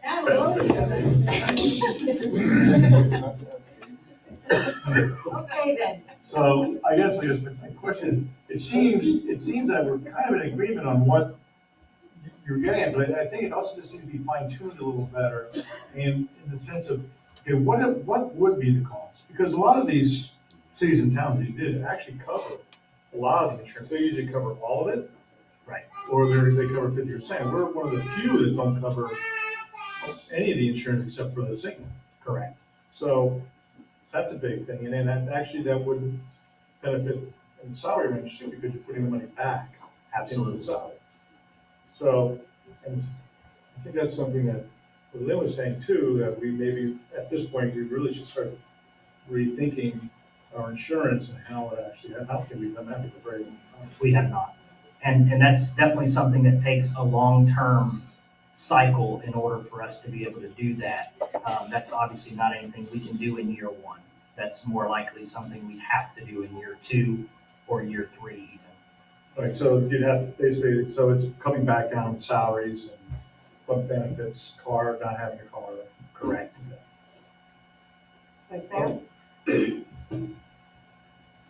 First off, I want to thank all the officers for attending, especially the little ones. It's been a long night and we appreciate it. And you coming out shows not only your seriousness about this, but also your support for the town. Because if you were that disgruntled, you wouldn't be here, you'd be somewhere else. So I just wanted to start by thanking you. Before I jump into it, real quickly, Lynn, on this review of health insurance, which I think we all, have in some way expressed really needs to be done.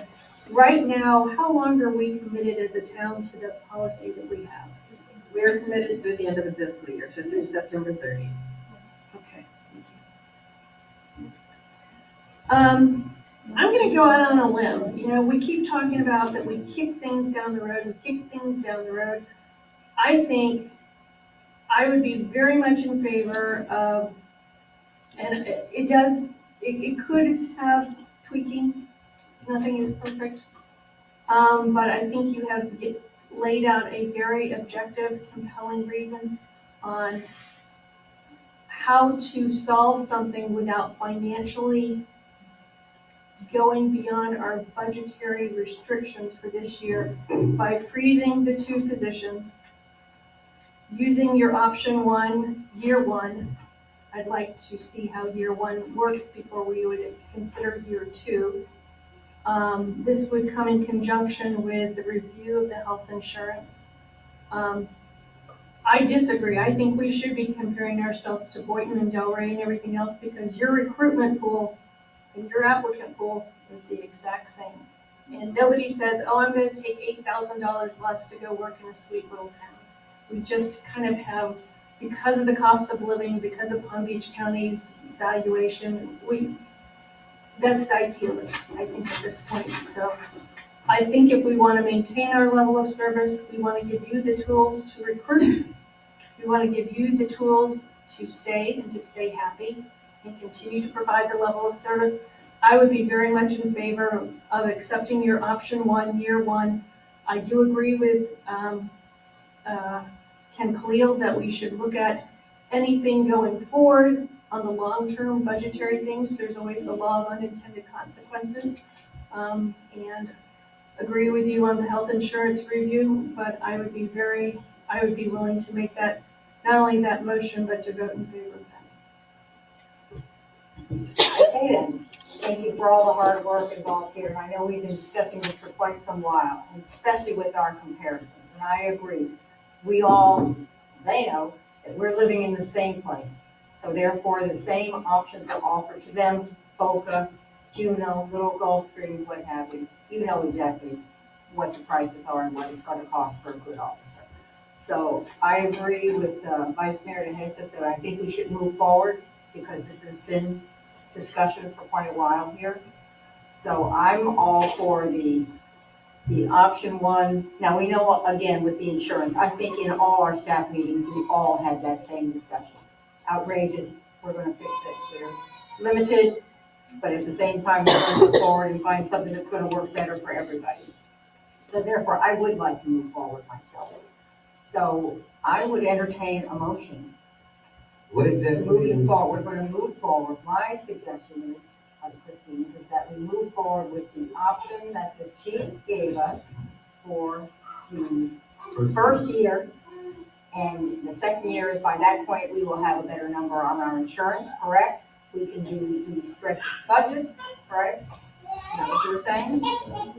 And that would at least give our folks here the forward movement, I believe it is. And I would also like to, based on Ken Khalil's remarks and Commissioner Pugh's remarks, is to also look at a step plan, maybe integrating a step plan that would financially reward folks that have these other pieces of experience that we really find are important in our force. So is that your motion that I just amended? Let me ask the chief here before we go jumping on the step plan. Now, sometimes don't we offer or help with the extra training that then allows our officers to So I go would, within the ranks? I would ask, since we have a bargaining unit, that we not get too far in the weeds. Into too much The detail. reason why the focus was on year 1 and year 2 is because that's the remainder of the contract. No Okay. changes or negotiations can happen beyond what we're That's why talking I'm about. asking you. Okay. Right. So, are we all basically on the same? I'll just look for a motion. I'm gonna make the motion, to implement the chief's recommendation for year 1. And, Option 1. I'm sorry, option 1. Option 1, year 1. Option 1, year 1.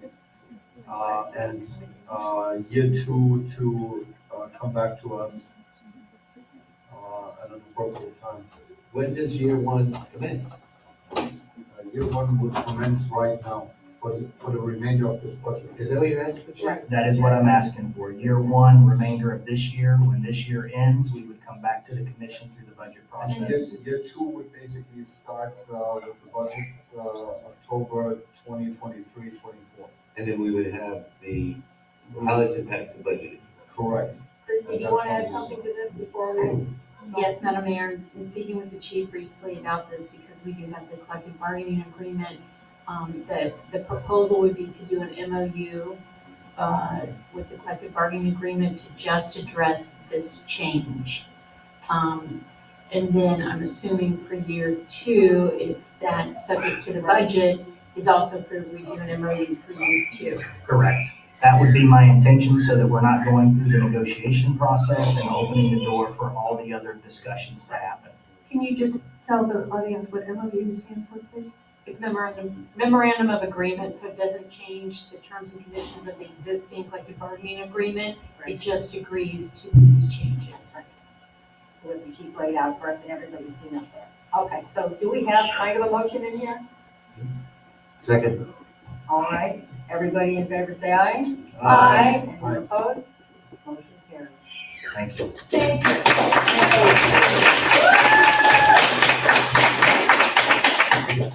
Thank you so much. I do see Alex there.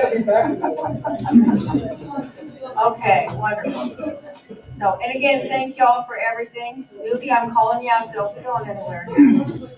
Okay, so agenda item planning zone report, we have no report here. All right, town manager Ladder, would you please present the town manager's report?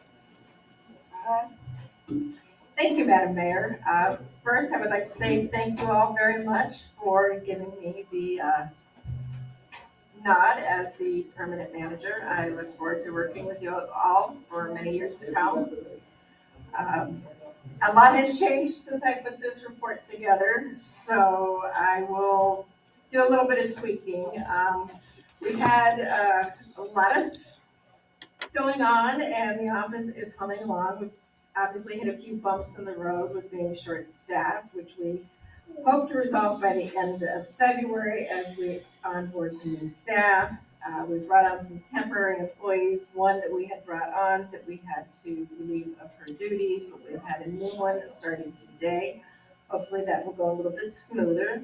The new deputy clerk will start on February 21st. We're very excited about that. Unfortunately, on Friday, our building clerk that we had hoped to onboard contacted us and rescinded her acceptance of an offer, so we are going back out for that. Did you give a reason? She did, but I would rather not say publicly. We are also working with Robert Half to get some short-term accounting assistance for Jean so that she's able to get caught up. She's been very overwhelmed, helping with the front of town hall duties as we've been shorthanded with some of the staff illnesses and absences, so that we're hoping that transition goes a little bit smoother. As we all know, I've been working on the financial advisor and the Florida class. We had some questions this evening, so we took that resolution on, and we are still looking for a financial advisor. I will be reaching out to Mr. Cassidy, to the other gentleman, Phil Bessler, and to Art. Hopefully we can find a local resident that can act as our financial advisor, and we will move forward with refinancing the LIBOR swap loan with an in-house SOFR swap loan and keep that at the 4.315%. I met with some of the property owners in areas that we've identified as important for drainage easements to ensure that we've got those stormwater drainage projects moving forward. We are in the process of initiating land surveys on a couple of those properties that we need legal descriptions on to identify that and any current structures or vegetation. And we're also speaking with the owners to determine if they've got any other issues or concerns, getting those moving forward so that we can get those stormwater drainage projects. Those include on let's see, Spanish River, Harbor Island, and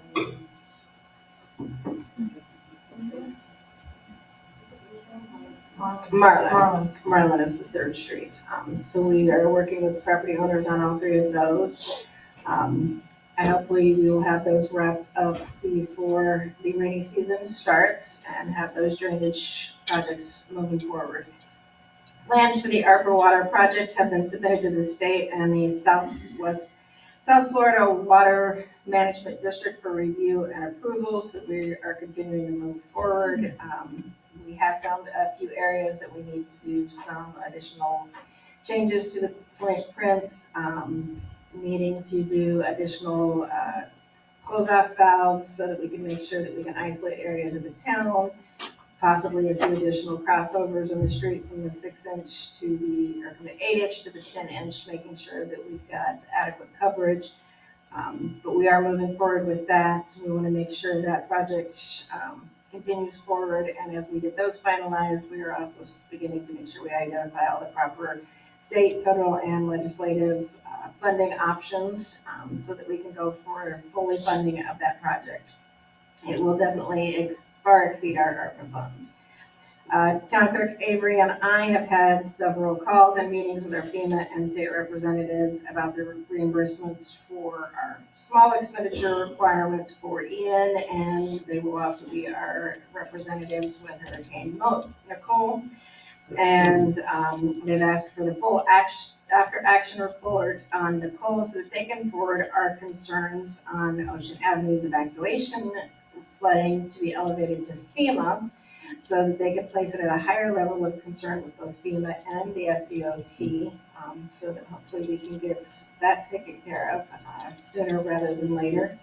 I know that we've addressed it several times with the FDOT, but hopefully if FEMA starts putting pressure on them, they will address it, not just from our viewpoint as well. Beyond that, I think things are moving forward very well, and like as I said, I'm happy to have the opportunity to be here permanently and move forward. Thank you. Attorney Joe, do you have anything to report? Yes, Madam Mayor. As I sent you an email on Friday night with a little bit more backup information, Planning and Zoning had a workshop recently. It kind of evolved out of the joint workshop that the Town Commission had with Planning and Zoning, where they wanted to talk about a potential solution to the floor area ratio discussion that was at the joint workshop, and a proposal to amend provision in the code dealing with the floor area ratio calculation involving garages when the garage is not at sort of your first floor grade level.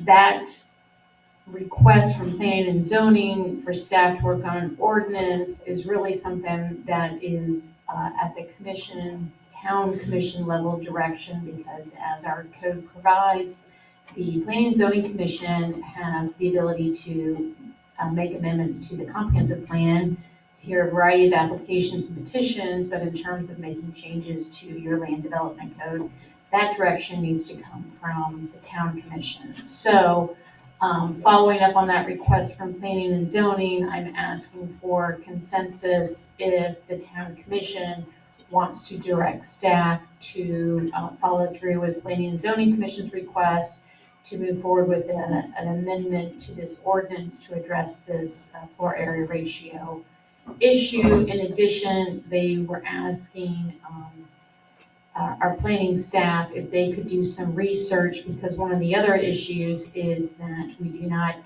include covered porches and balconies within the total floor area ratio calculation, and the request was to see what other cities have done. So it's some research and an amendment to the code that they're requesting. So it's at the town commission's pleasure whether or not to direct staff consistent with planning and zoning commission's request. You need direction from us, giving questions to them. That's correct. All right, so we might as well go commissioner comments here. Jeff? Go ahead, you hit your microphone, you're ready to go. All right, I am ready to go. Yes, I'd be in favor of it. It's something that we talked about publicly at the joint meeting. There was not any compelling reason why not to do it, so yes, I'm in favor. Yep. Jump in. I disagree, the planning and zoning should not be directing staff on what they should be doing, what they should be actually researching.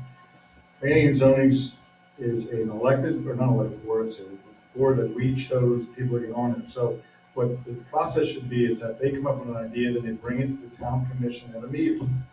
And we decide if we want to go any more forward on that meeting, and we direct the staff to either look into it or not.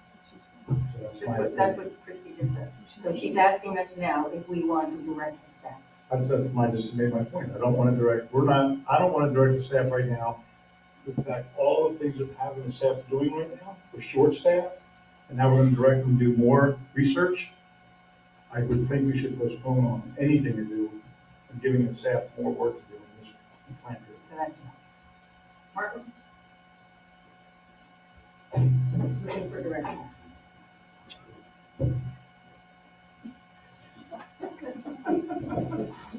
The staff that we're directing, that's you. Town staff. That's you. Well, some of the That's, research, zoning. Corey Corey does, yeah, Corey does has to the, do yeah, and He's Corey, gonna be doing most of the stuff, you're gonna be looking at leading on that side. Yeah. None of them are employed. We're not short staffed. Corey Gorman is, He's 2 months behind on simple stuff. So Martin, he will always be 2 months behind. He's more behind than ever. so are you for direction? So we just, see, this is what is so frustrating, is we're having a workshop, we're coming up with things that need to be addressed. They're addressing it. Planning and zoning addresses it. As we had directed them to do, they're coming back to us and say, okay, this is what we need to do. Tell us what we're doing, and we say, oh, well, maybe we shouldn't be doing this right now. Nothing gets ever resolved. Things need to get resolved in this town. We need to move forward. And this is one of the issues that need to move forward. We're gonna get inundated with these buildings where people think that they can maneuver around and get more and more out of it. This is an imminent problem. They see it as an imminent problem. Absolutely direct staff to do it. Yeah, I'm a negative. I hadn't thought of what Jeff just brought up, and then I was just thinking back to tonight's conversation. So far, we've lost a building clerk, a deputy building clerk, and our new building clerk is now not coming. Corey, I know for a fact from conversations I had today, I don't know how far behind he is. This is our city planner. He's further behind than he's ever been. So I think it's, yes, the staff should do this, but let's get a few people in place first. Let's postpone it, number one. Number two, I want this to come in as 2 ordinances. Because this is what P and Z does. They give us an ordinance for the garage, bar, and oh, by the way, it includes balconies and patios. So when we vote, we can't vote on what we wish to vote on. Right, Christie? You went through this when we did sheds, remember that? We had everything in the planet in that ordinance. And then we split it apart. No, we never did.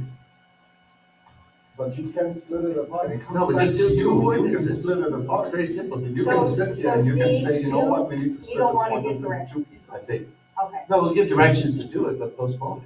I'm all for And have going it forward come in with, as two I've been ordinances. sitting in those, P&Z meetings, I heard what they said at the workshop, I think it needs to go forward. So, don't want to dance around with it anymore. People come when they come, we'll get it done, or we'll be happy to do his part, Christmas are done, but you know how this works. So, where do we go? I need a I consensus. just need a consensus. All right, there's a no, there's a yes, yes, no, yes. Consensus. Thank you. All right, then we have agenda item number 14, town engineer report. Are there any questions or comments from commissioners? Jeff? No. Christine? Steve? Martin? 15,762. Yes, it is. All right, agenda item number 15, building official. Just real quickly though, I think the majority of that money is a pass-through. Some. Ryan, Mr. Building Official, do you have a report for us? I don't have a written report. I just like to extend thanks. Lydia was here just now. She actually helps out on her days off, Right. and that's a huge help. Do the best we can. I'm just gonna ask the citizens to be patient with us. And if we could just probably hold off on some of the like records requests and stuff. It's not absolutely necessary. It does bother stuff, okay? So we can pass it on. And there's a program that we implemented, and I'm gonna pass this over to the commissioners here. And we have a little Oprah moment here. If you look under your seats, you ought to have a little present button there. Us So, too? yes, everybody.